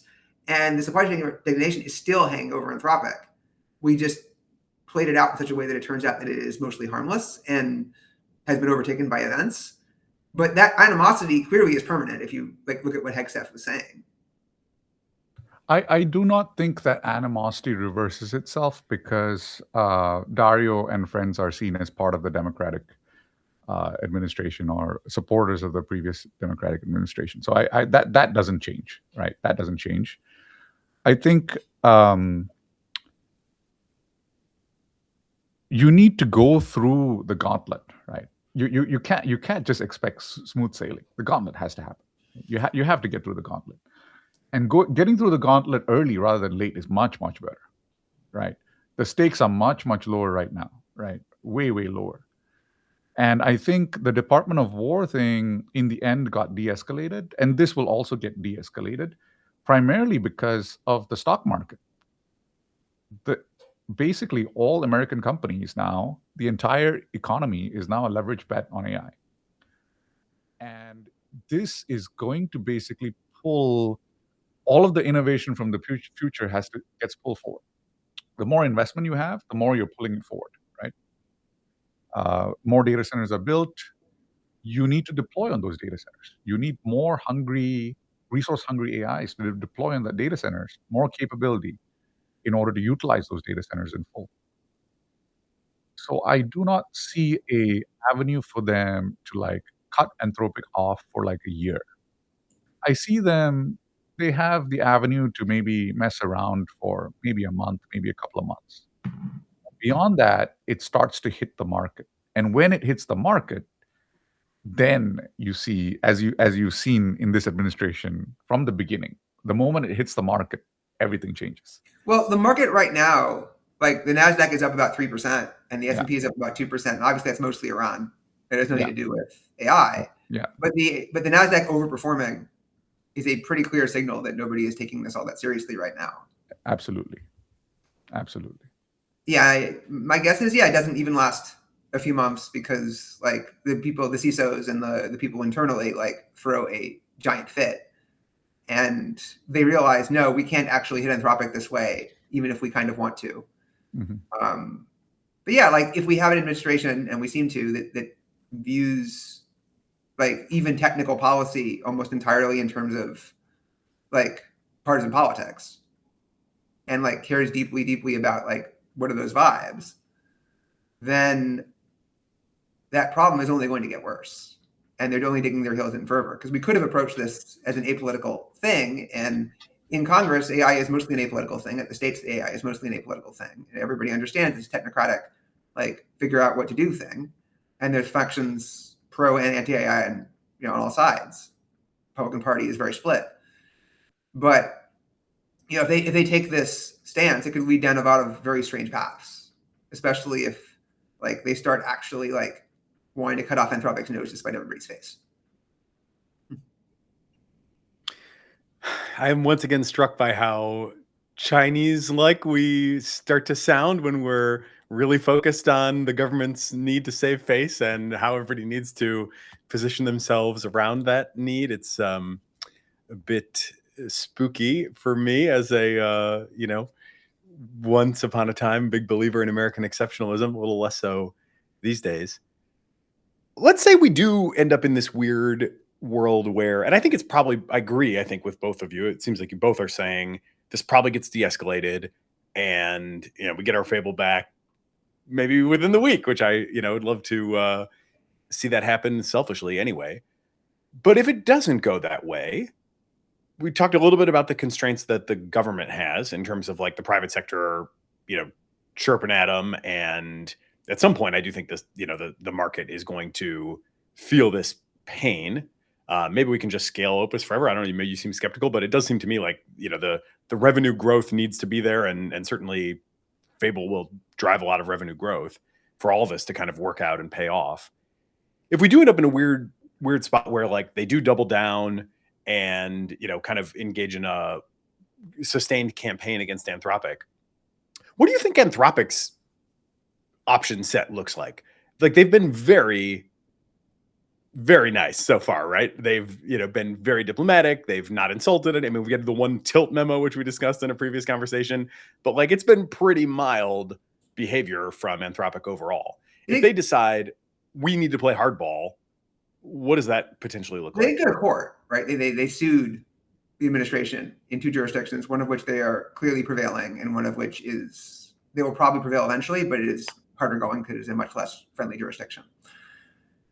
If the U.S. government tries to do this on a semi-permanent or even permanent basis, then I don't know what the legal landscape looks like. That is not my area of expertise. And I'm sure they have very, very, very good lawyers because they hired extremely good lawyers for their lawsuits, and they will know what their options are. If the policy is basically nobody is allowed to release Fable style models indefinitely, then that's probably not something they can do much about, or they have to be restricted in this way. My presumption is that if OpenAI is allowed to proceed with their version when they finally figure out how to do it, and Anthropic remains restricted, that would be a much harder case to maintain legally. But the bottom line is that if the administration is determined to issue a bunch of orders, then the solutions are the Congress and the courts, right? In some fundamental sense, you cannot simply say, "Screw you, we're going to do what we want." That doesn't really fly. And so, the Congress doesn't seem inclined to take this that seriously or be willing to go up against the president. So the question is, what are your legal remedies? Is there a speech provision here? There might be. Certainly, you're censoring the outputs of a model in various ways. But I don't know. My guess is you take the situation to the public. You take the situation to the other companies and the CISOs, and also you deploy. Worst case scenario is you deploy Mythos internally because they do not seem inclined to actually stop that. They can interfere by preventing non-Americans from doing it, but they have, I think, something like 85% of their employees are in fact American. And you need to develop better versions of Opus. So last week, Anthropic was doing the land office business. OpenAI was doing reasonably well, but I believe Anthropic was commercially still clearly in the lead without Fable or Mythos. And my expectation is that will continue to be the case, and that having internal access to this model will give them a large advantage going forward in terms of the quality of Opus versus the quality of ChatGPT, just by default, as they grow over time. So, if the right, look, we might well be entering a situation in which, Rune called it zones of thought from the Werner Vinge novels, where if you want to use the really intelligent AIs, you can only do that in certain buildings. You can only do that in certain secured locations. And, some of us would never have dared to suggest or ask for this, even if we wanted it, because it would have sounded completely insane. that the US government might just do it anyway. But, if that happens, I think that, for now, you have not that much choice but take it on the chin. But also, if you look at Anthropic, right, they raised money at a $900 billion valuation. Anyone would have killed to be in that round. That round was absurdly cheap by all accounts. People were begging, like on their knees for allocations. And I have on my computer, I have they're pretty thin, but virtual trading in OpenAI and Anthropic, up in some tabs. And Anthropic is likely going to, right now is scheduled to premiere at 1.6 trillion. And that number has not substantially moved based on this. And, if you are trading at 1.6 trillion, do you need to deploy and sell Fable in order to justify that valuation, or in order to have a good business, or in order to keep the lights on and spend as much money as you want? No, not even a little bit. Because, so in the AI 2027 scenario, right, one of the things that happens is the AI companies voluntarily stop deploying their models because they don't want the other AI companies to use their models for AI R&D, right? They don't want other people to have those capabilities. They want to maintain and grow their leads. So if Anthropic is forced to only keep their model internal, this is not what they wanted to do. They would much rather, put it out there, make a lot more money, help the world be a lot more secure, establish a brand, establish market share and lock-in, all that good stuff. But they can raise hundreds of billions of dollars. They can do the OpenAI path if necessary of not being profitable for a long time. And they can use the model internally to extend their actual lead and then keep issuing Opus level models that are substantially more capable than those by OpenAI. So it's going to take a lot more than this to hit Anthropic where it hurts in that sense, even if they can sustain this, or the US government forces them to sustain Mythos only for Project Glasswing somehow with some weird arrangement or something like that. If I try to channel Balaji for a second, which I wouldn't pretend to be able to do an A+ job of, I think he would say something like, we all have way too much faith in the US government. It's going to continue to be ham-fisted and boneheaded for the foreseeable future. And maybe it's time to exit. If you really want to make the best decisions that you can, you should try to get out from under the jurisdiction of the USG.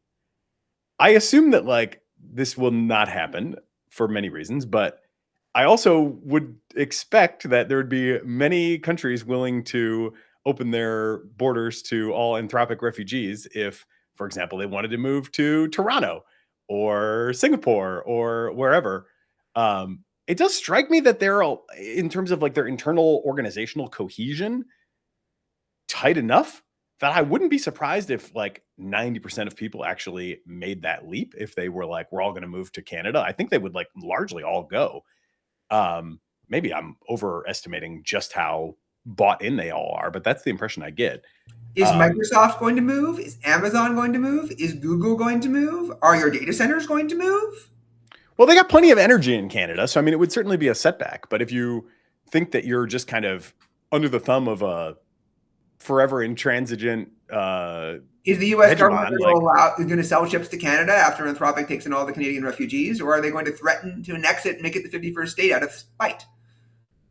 In all seriousness, the plan doesn't work because the U.S. government is the U.S. government. If they want something badly enough, they have quite a lot of levers to make your life utterly miserable in various ways. The entire market that they're trying to sell to is largely the United States and people who the United States has large leverage over. All of their partners are in the United States, right? All the hyperscalers are in the United States. I do not see any way for you to just abandon the United States in this fashion unless you are prepared to take much, much, much larger hits than we're talking about here that would in fact make it very difficult to raise money. Also, what happens when the United States hits you with put you on the sanctioned entities list and said that nobody can invest in you and nobody who invests in you can be touched, right? And nobody can use your models and et cetera, et cetera. No. You do not go to war with the United States. And like if they tried to exit, the United States would go to war. Well, I think Balaji would say we just had one example of a company, or not a company, but a country choosing to go to war, not choosing, but, you know, surviving a war with the United States, and the United States not getting what it wants and kind of having to recognize that, like, yeah, we kind of have to fold this hand because we just actually don't really have escalation dominance in the way we might have thought we did. I do wonder if all that starts to happen, is there a run on the U.S. government of some sort, right? I mean, I think the Balaji answer would be like the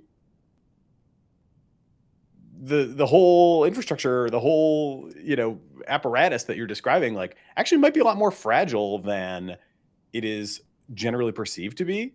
And if they make such a own goal as to attempt to destroy and sufficiently alienate, you know, their literally maybe number one most important company for no reason really, then, you know, maybe other people will kind of, I mean, all sorts of other actors around the world will be like, yeah, you know what, maybe the emperor really does have no clothes. I mean, Anthropic also are the patriots, and they are Americans, and they really like America, and they don't actually want to abandon it just because, you know, the administration makes some crazy decisions or doesn't like them in particular, and knows all the different ways this can go sideways and doesn't like that. Like, Iran is not a hopeful example particularly, right? Like, Iran is like, okay, if we have like historically impossible to invade mountain ranges and a bunch of drones, and we're willing to kill a bunch of civilian infrastructure and like sabotage the world economy, we can use this to like prevent the US from invading when like nobody particularly actually wants to invade us that much.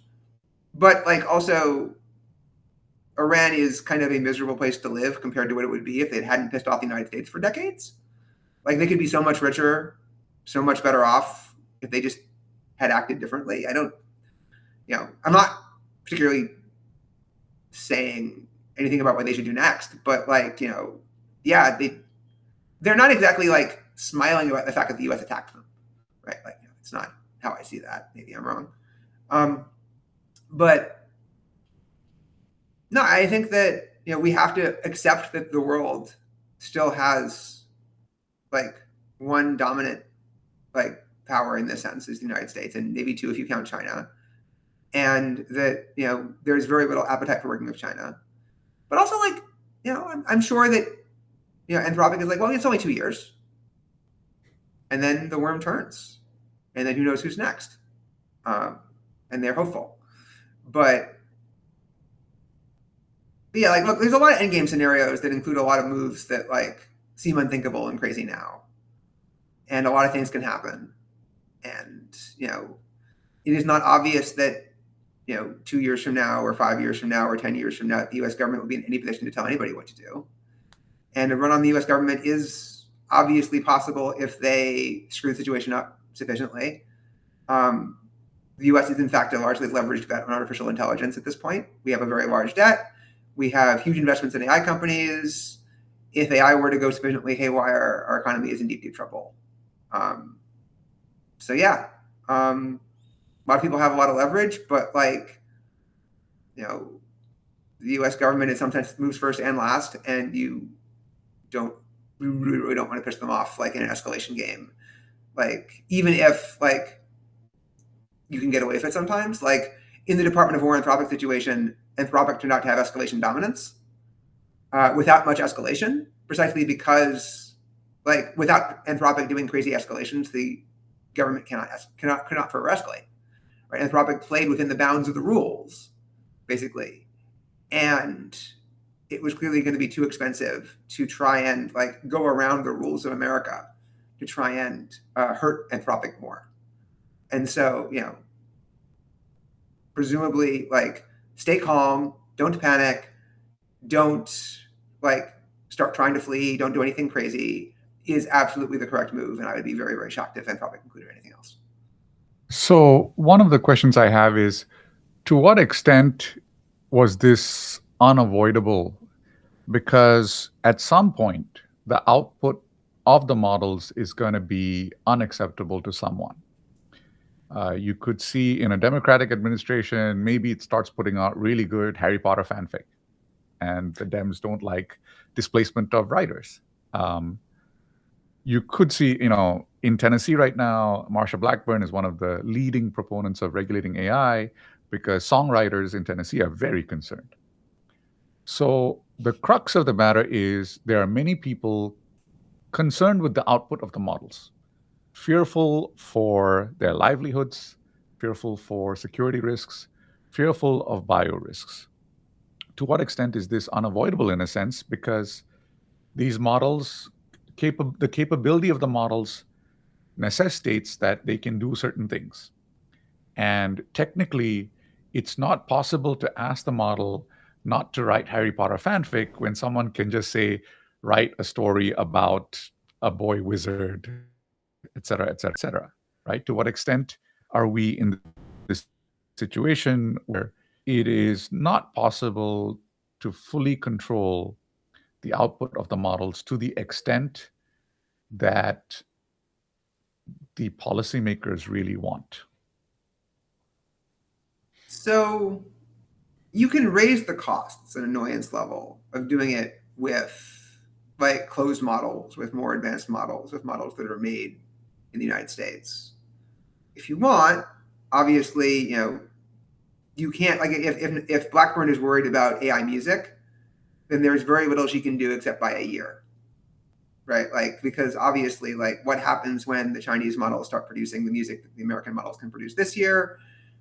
Like, you can lock it down in some sense, but like, so what? Like, what you need to do is you need to like start like banning AI music from Spotify, right? You can't like stop it from existing, but like, there's not much else you can do.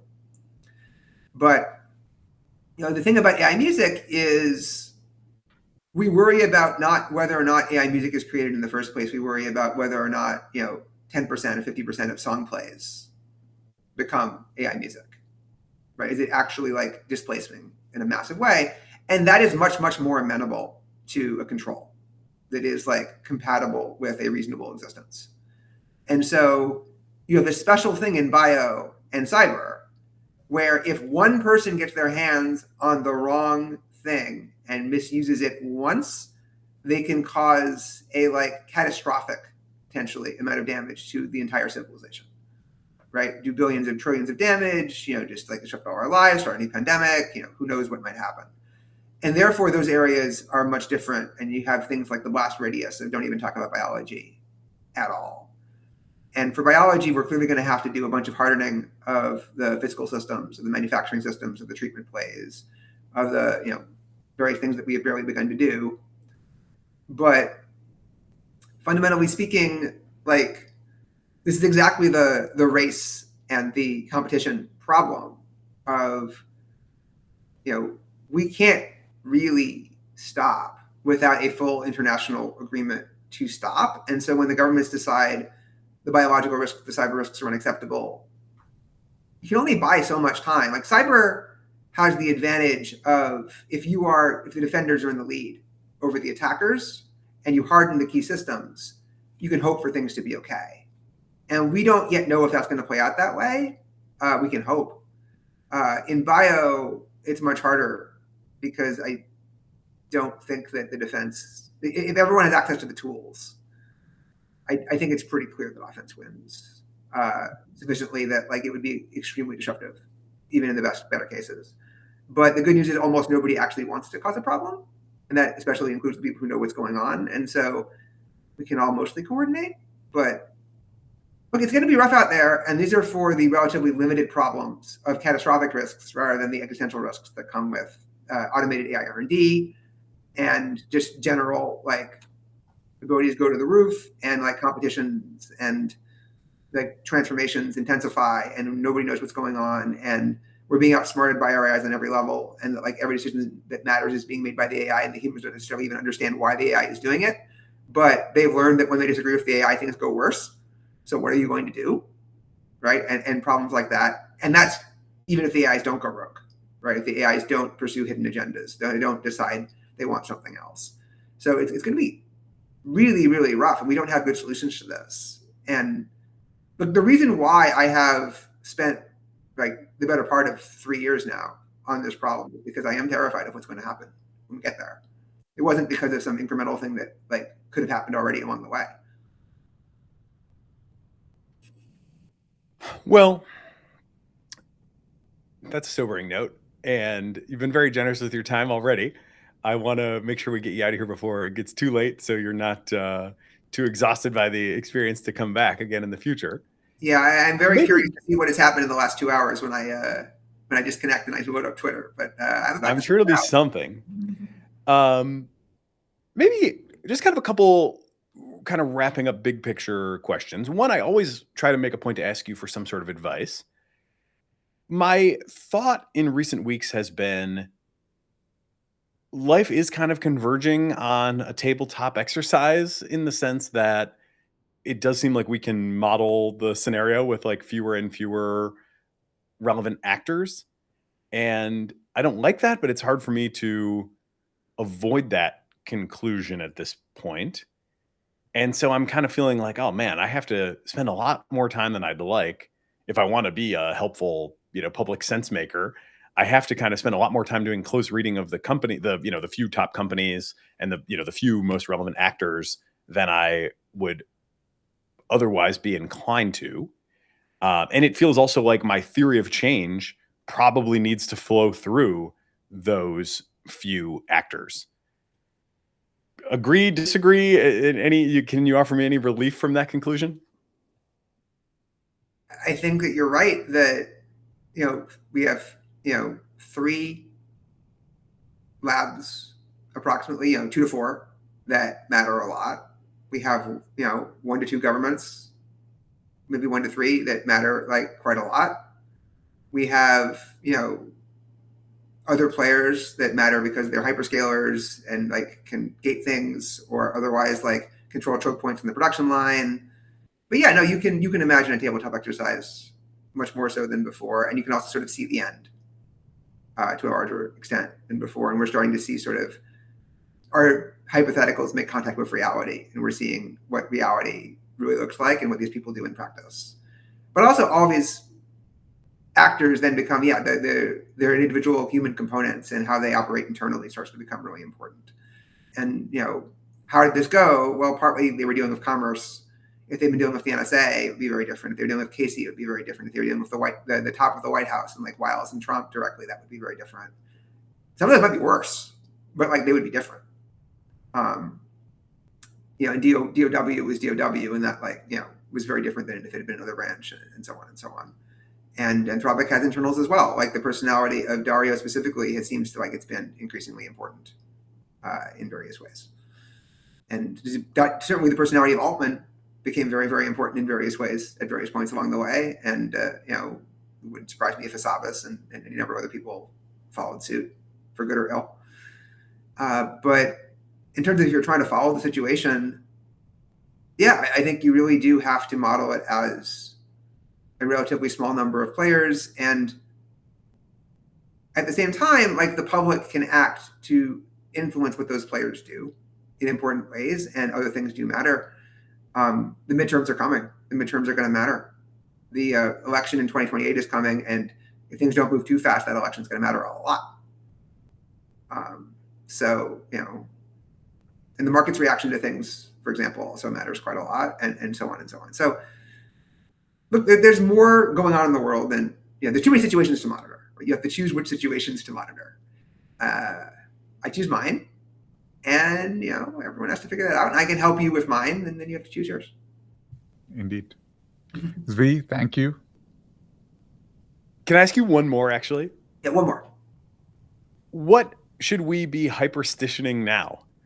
Obviously, we've had this sort of phenomenon of situational awareness and AI 2027, and I feel like the degree to which those things are predictions versus sort of somewhat shaping expectations and shaping events by kind of getting people to act as if they're in that scenario and therefore, realize it.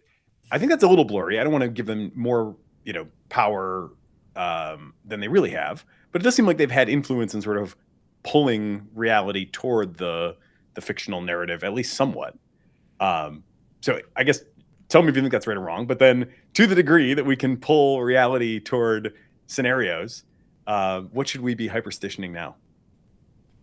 I mean, the obvious thing you can hyperstition is reasonable laws. and coordination mechanisms and actions. So I would focus there. Love it. Well, thank you, Zvi. Always a pleasure. Don't know what we'd do without you, and I think I speak for the entire AI watching world in that regard. So, as my dad would say, I think I've signed off this way with you before. Yep. Keep up the good work and good luck. We're all counting on you. All right. Bye. Bye for now.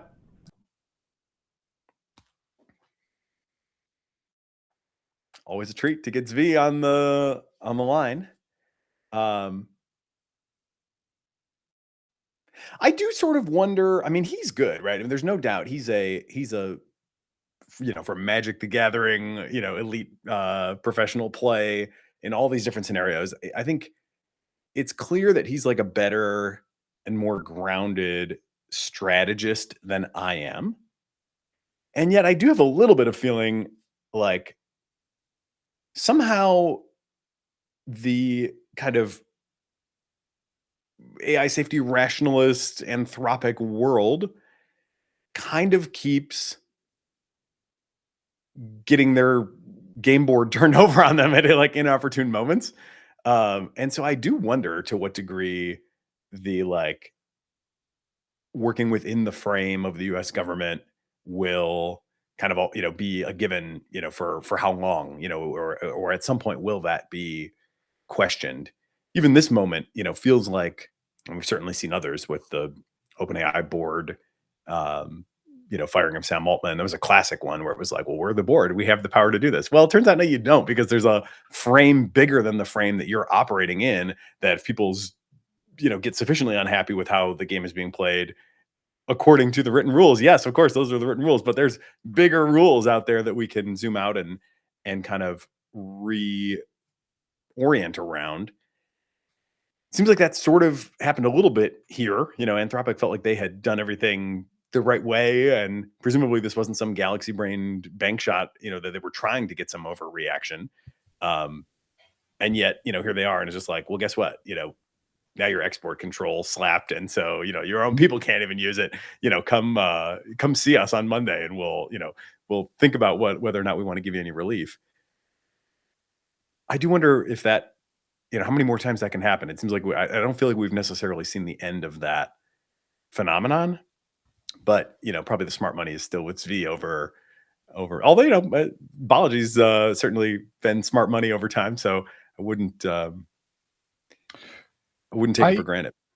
I don't want to inject that it was the personalities of the current administration. I prefer to see things as part of a power struggle between the nation state and the AI firms, which would have happened anyway. As the AI firms gain capabilities which were formerly reserved for nation states, it is inevitable that they run up against these frictions. These frictions will occur. And I think they will continue to occur. One of the things that struck me while Zvi was talking, which I had never considered before, is that people do not change much when they are happy. People change a lot when when they're unhappy, when there's a disaster. That's when you see massive change. So when you think about how we see the ramp towards potentially a singularity in 10 to 15 years or 20 years, and that has to have this kind of massive economic growth and massive change, it strikes me that that might be driven by this almost panicked rush that we have to engage in because of AI, because of we have biorisk, because we have cyber risk, and that the only way to move forward is escalation. And it strikes me that this has not struck me before. I was always in this like very optimistic, like, oh, we're going to have like, Dario's Machines of Loving Grace. We're going to have all of this like great new stuff, and then, great new science, and we can deploy. But people don't deploy new stuff like that quickly, right? Even when you have new developments, new technologies, diffusion is fairly slow. So it strikes me that perhaps the diffusion will happen at that kind of speeded up pace because of this escalation that is necessary in order to overcome the risks, which is a sobering thought. Yeah, I think I mean, very sort of different line of thinking, but I think we're also just going to see a dramatic acceleration in adoption and diffusion just because the models themselves are bringing the barriers down so much with these releases. And remember that moment we had the other day where, as we're like collaborating on bringing our different repositories together to produce this show, right? We had this moment where I was trying to transfer a repository from my like main account into your account, and then there was a blocked, whatever. And so we were going back and forth on it uh, on messages. And then the time I come back, and this was still Opus, Opus had like fully debugged and solved the problem. And it was like, oh, the reason you can't transfer this is because you have 2 accounts on it and there's only one. And so I removed the bot, the AI removed its own bot account from the one repository. So the transfer would go through and just like spelled all this stuff out for me. And that was a minor moment in the grand scheme of things. It was something we definitely could have worked around.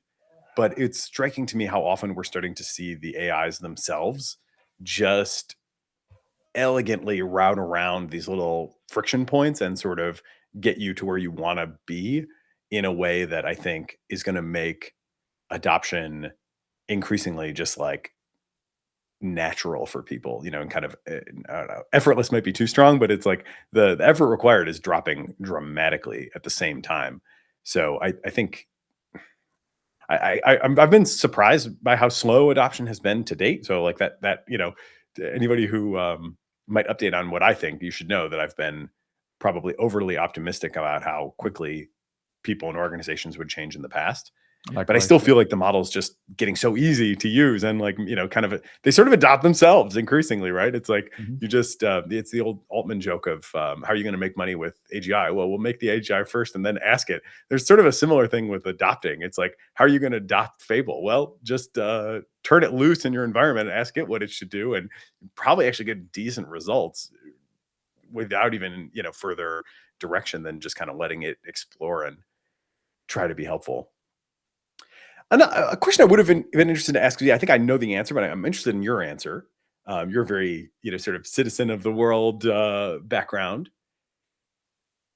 If you are some like neutral country, or you're sort of, the vast bulk of humanity that's not like the US or China, at this point, who are you rooting for? I'm not so sure anymore. I think my family, we just got a new au pair from Uganda. And she said the other day something that did stick with me. And I was like, man, we're potentially liquidating this goodwill with an unbelievably, rapid and rapid pace and like reckless attitude. But she said, and this is, just in the last week, right? 2026, like given everything that's happened, she still said, when Chinese people come to my country, they just want to take the money home. They just want to extract, make what profits they can, and take that money home. When the US comes to my country, they do things like build schools. And we really feel like they are actually trying to help us. And I was struck by that because I was like, well, that's the story I grew up on, and I'm very glad to hear that you perceive it to be true. I don't know how much longer that will be the case. I mean, so apparently there's still a lot of that reservoir of goodwill out there. But if you're like a little closer AI watcher,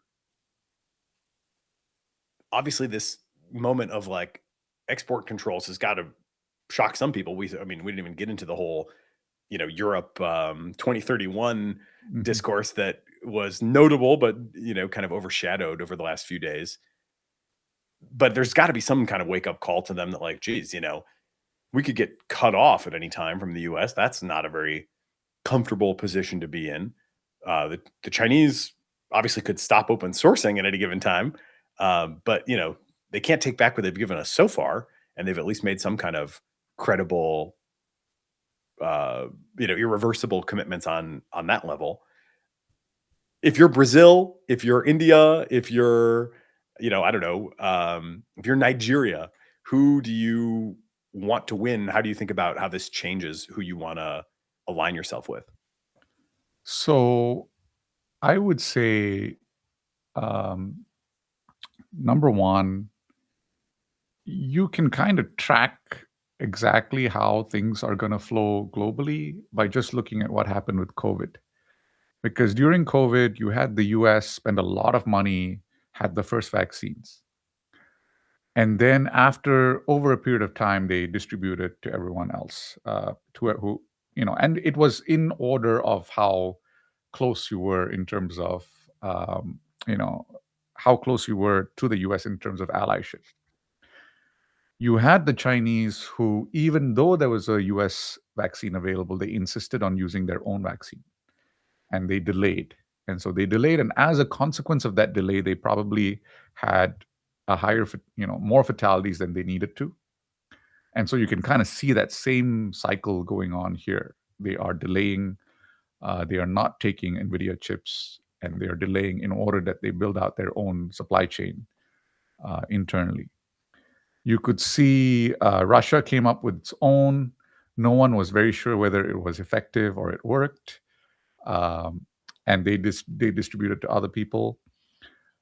India was a laggard, way far behind in terms of development, but they supplied various items which were useful, including the vials and other things.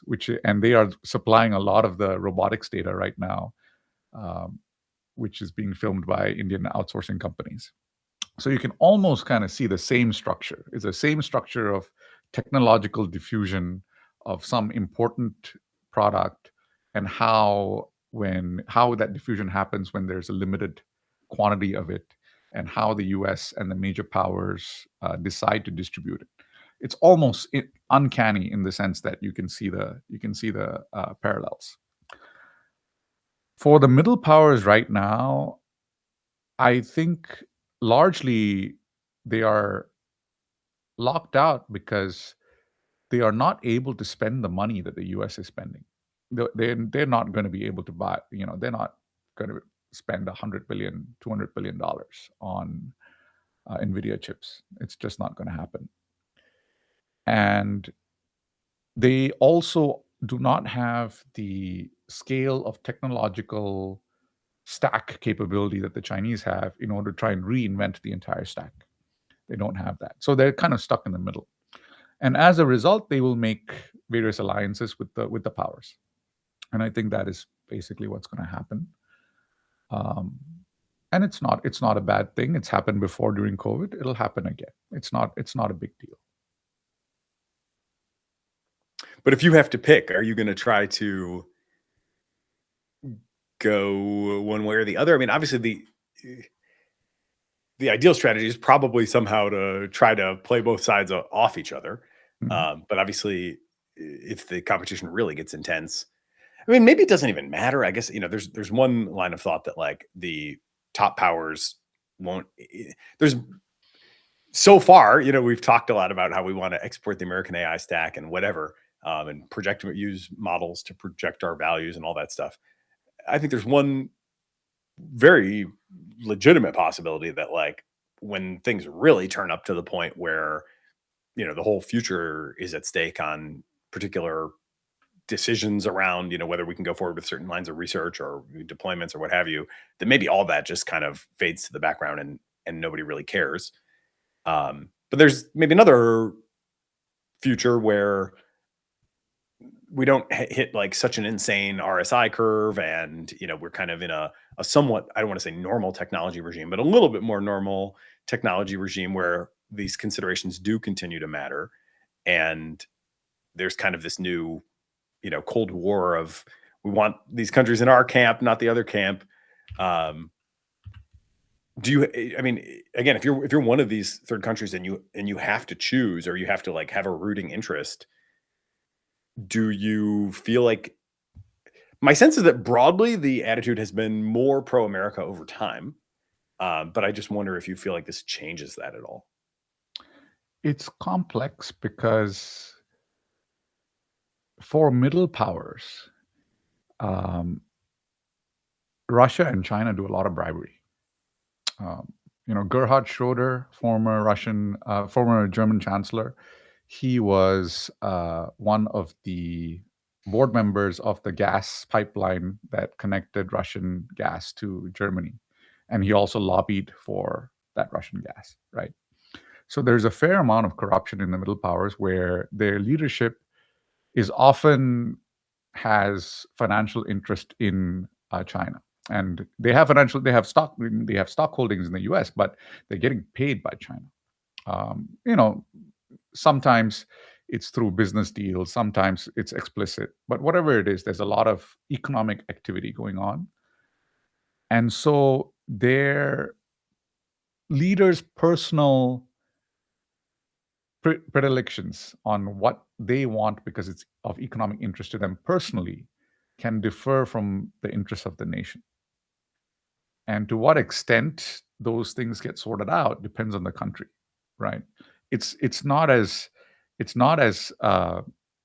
unified as the China or the US is in terms of, you don't think the US is unified, but it's way more unified than, let's say, Germany with former chancellors on the board of the gas company of the enemy. It's way more unified than that. So I think there exists this separation between the leadership and the people themselves. And to the extent that the US provides consumer AI like Meta or ChatGPT for free, that really disrupts the power that these leaders have within these countries. I have for some time thought that there's going to be a lot of political turmoil outside the US. I liken it to handing everyone the First and Second Amendments, at once. You don't have an adjustment period. All of a sudden, you have all of this power. You can see all of the cash flows that your leaders are taking in. ChatGPT tells you why something is going on. And that is different from whatever your national media and your social media, which is controlled by a bunch of posters hired by the leading party, is telling you. I think it's going to be very detrimental to certain regimes which depend on control of the people. And many democratic regimes outside the US depend on some form of control of the people through media and social media, et cetera, et cetera. I think it's going to be very detrimental. So I think there's going to be a period of turmoil, and there will be massive political change, similar to Arab Spring. Arab Spring was undirected. This will be more directed because the AIs will help people coordinate between themselves, and there will be social change, political change. It's not going to be pleasant in a lot of authoritarian states, I believe. So that's just my take on it. But I think it's once you hand the capabilities to the people at large, and they're able to self-organize, they're able to write their own software. Even India has a hostage policy. I don't know if you know this, but if you're a social media company, you have to provide a local Indian hostage, and they're your person that goes to prison if, in case, the government tells you to take something down and you don't take it down immediately. Right? So they have so Twitter and all these firms provide a local hostage. I think once people are able to code their own software and do a bunch of these things on their own, that stuff starts to fall away, and then it becomes a challenge for the government to keep control. So, yeah, that's very interesting analysis. I take the sort of more abstracted view, or I was trying to take the more abstracted view of what should leadership want if they were acting on behalf of their people in a good faith way, and it's a useful corrective or reminder that is not necessarily a safe premise in a lot of different countries around the world. So a sort of Arab Spring 2.0 AI edition is not unrealistic. I definitely could see something like that. I could see something like that happening. Maybe to close us out for today, I don't know if there's any other topics you wanted to get to, but maybe we should go on record with some predictions as to how do we think this gets? Of course, in the big picture, there's going to be ongoing negotiations forever. So that I don't expect that there's going to be a grand bargain or anything that's going to be declared, or even if it were, would it be durable? Like probably not. Everything will be kind of subject to renegotiation forever. But when do we get Fable back, and like what does that process look like? Do you would you venture a even moderate confidence guess? I think the face-saving measure would be that you get another model which is not Fable, but which is a checkpoint, which is maybe one checkpoint after Fable, 1.1, and they call it something else. And they have a defined kind of release policy that the government is willing to follow, and that basically allows what Fable did, but in an official capacity, and then they memory hole this whole incident.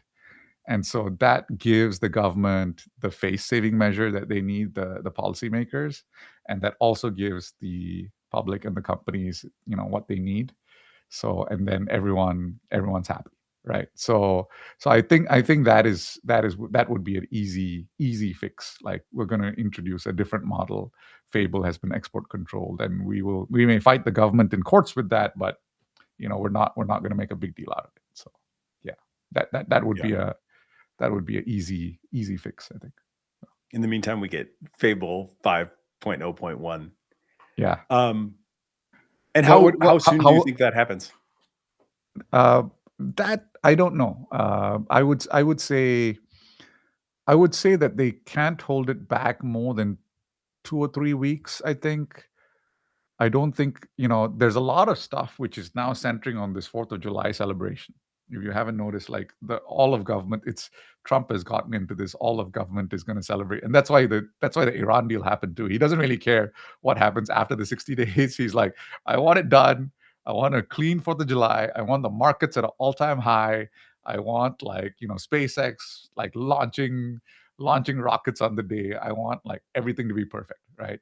So I would not be surprised if they resolve the issue within a couple of weeks, in order that they can have the 4th of July celebration kind of free of all of these things. So, what about you? What goes. do you? That sounds a lot like Russia and Putin's focus on the big World War II commemorative parade, and that's the discomfort that I have with some of these comparisons and how apt they're becoming is. When would you hazard only growing over time? When would you hazard a guess that this situation gets resolved and you get a Fable-like model release? I was going to even take sooner than that. My gut says end of the week, but why do I think that? Probably mostly the private sector chirping. I do think we talked a little while back, I forget exactly how many episodes ago now, about kind of the AI megacorp and all the balance sheets being tied together and all that sort of stuff. And I'm not so sure that I agree with Zvi on the idea that they could just keep putting out Opus models indefinitely and have all the math work. I think there's at least a decent chance in my mind that to sustain this revenue ramp to the level that it's going to, that the overall kind of financial, house of cards is too strong, but this sort of shaky, I think we do have a pretty, in my view, a pretty shaky financial structure for all of this, yes. Where if one significant bad thing happens, I think it could create a really, a lot of knock-on effects, a lot of, contagion. And I think we're kind of relying on the continued financing to be there. So even just sort of a loss of confidence at this point could really throw, I think, a pretty big wrench into the overall build out. And with that, the stock market and everything else. So, and I think for multiple reasons, I'm not quite sure Opus is there to where it's going to get, Anthropic to 100 billion plus by the end of the year. Maybe it is. I mean, 100, it's grown really far, really fast so far. But, they're going to have competition from obviously much cheaper open source models. We got what was Kimi 2.7, right, in the midst of this whole thing as well. And I haven't even had a chance to look at that at all to see, you know, how good do I really think Kimi 2.7 is. But at some point, there's going to be significantly cheaper competitors that will actually compete with an Opus class model effectively. And I just think that pressure, both for the functional reasons that you were saying earlier, like, you know, we need this to secure ourselves because everybody's coming up on our heels, and because, look, like, we got, you know, hundreds of billions to, you know, a couple trillion at various stages of this pipeline. And if it's not all kind of on track, like, the whole thing could really start to get wobbly pretty quick. I think those arguments will probably start to get louder and louder, and I would expect that they will carry the day. So I don't know if I had to put like a 50, you know, over under on it, I'd maybe put the over under at like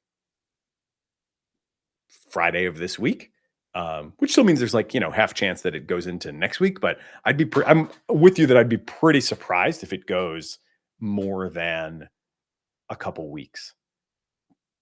It just seems like it's a really hard thing to hold back. And I even think the other AI companies are not probably going to be too, you know, as much as you know, Sam and Dario can't stand each other, it still seems like they also are going to be like, oh my God, you know, this is they're even more levered, right? So they're even more, you know, arguably financially vulnerable to not huge disruptions that wouldn't seem that huge when, you know, everything really has to align in order for all the financing to work. I think that the other companies are probably going to be like, guys, you know, we gotta clean this up. We're going to be right there in the not too distant future too, and, you know, we want to launch this without like similar drama. So can we please figure something out? I find it hard to imagine that wouldn't happen. But as you know, maybe a 20% chance that, you know, I didn't think we were going to go to war with Iran, right? I mean, it's like, what, are we really going to do this after all these promises? And, you know, for what exactly are we trying to gain? And you know, and it doesn't seem like we're prepared, or it doesn't seem like we have a great plan for this. And yet, you know, they went ahead with it. So it does seem like you got to have at least some fat tail room in your possibility set. And I do think it's unlikely, but could I say it's less than 10% likely that they do really double down and just make a terrible mess of this whole situation for months on end? Well, there's precedent for that. So I don't think I can say it's like less than 10%. Maybe in the 10 to 20% range, I guess I would put that, which is, again, uncomfortably high. It's right up there with my sort of general P-Doom number. It's like, you know, I don't think it's the most likely scenario, but damn, it's I would really like to have a better argument that it's like a really, really remote chance, and I don't have that argument right now. How far do you think OpenAI is right now? Great question. On math and programming, I would say they're probably right there. Obviously, the famous conjecture result recently was a notable one.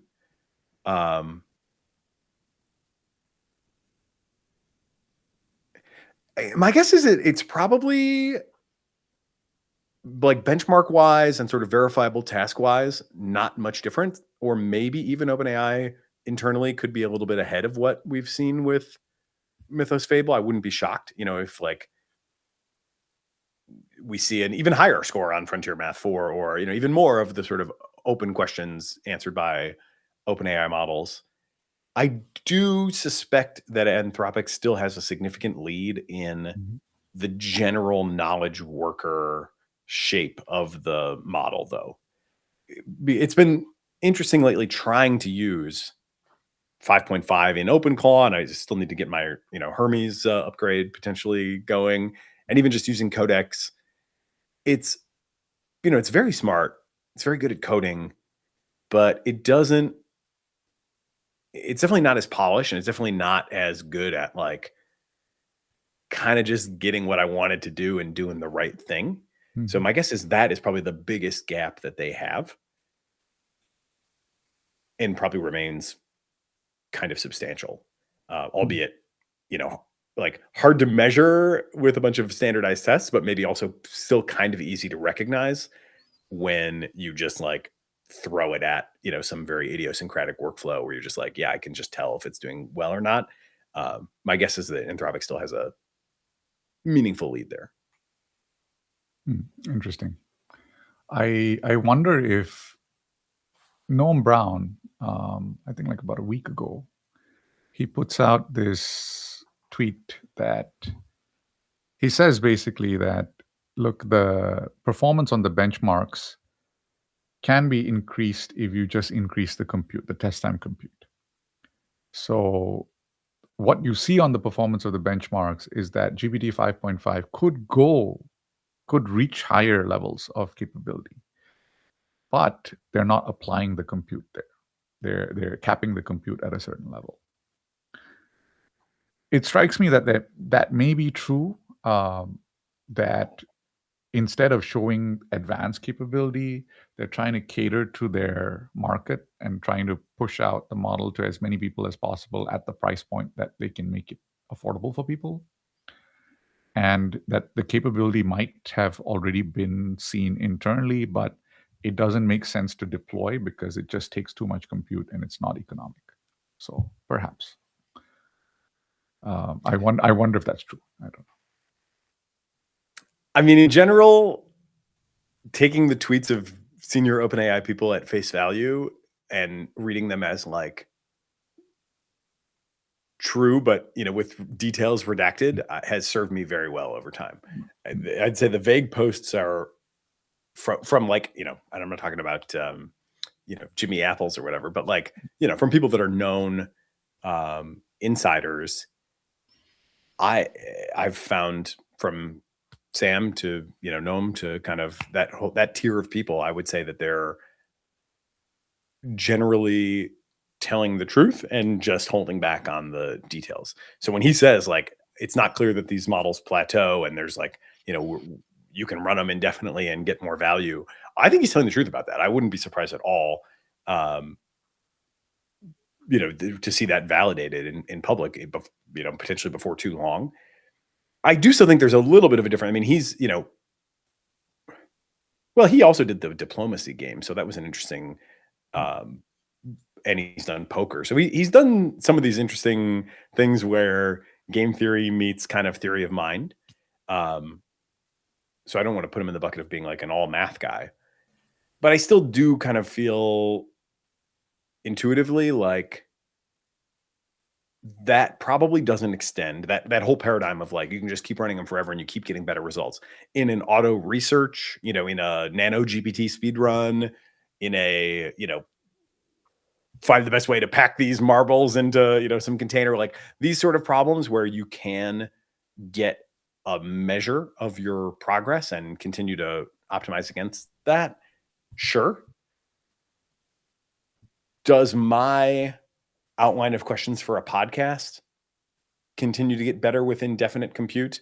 Or does my like intro essay that I always kind of use as a test task get better with infinite compute? There, I kind of doubt it. There, I feel like it probably stalls out somehow and just kind of starts making changes that are just kind of changes. But I somehow don't feel like it's going to add up to something where I'm like, oh my God, like you worked on this forever and you got to the perfect, intro essay that I couldn't improve on. I'm guessing that's still not the case. I would still bet on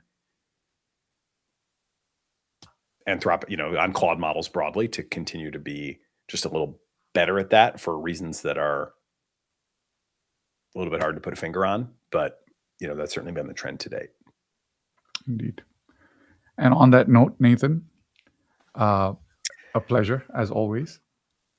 To be continued. We've got a busy week coming up. We'll be here Tuesday, Wednesday, Thursday, same time frame, and then Friday we'll take off. And I think I might take my kids to a World Cup watch party just to get outside and be in a physical space with some other people and do something, take my mind off of AI for at least a couple hours. But in the time between now and then, a lot to cover. So we'll look forward to seeing you back here tomorrow and trying to make sense of everything that's coming at us. Indeed. Bye-bye. Bye for now.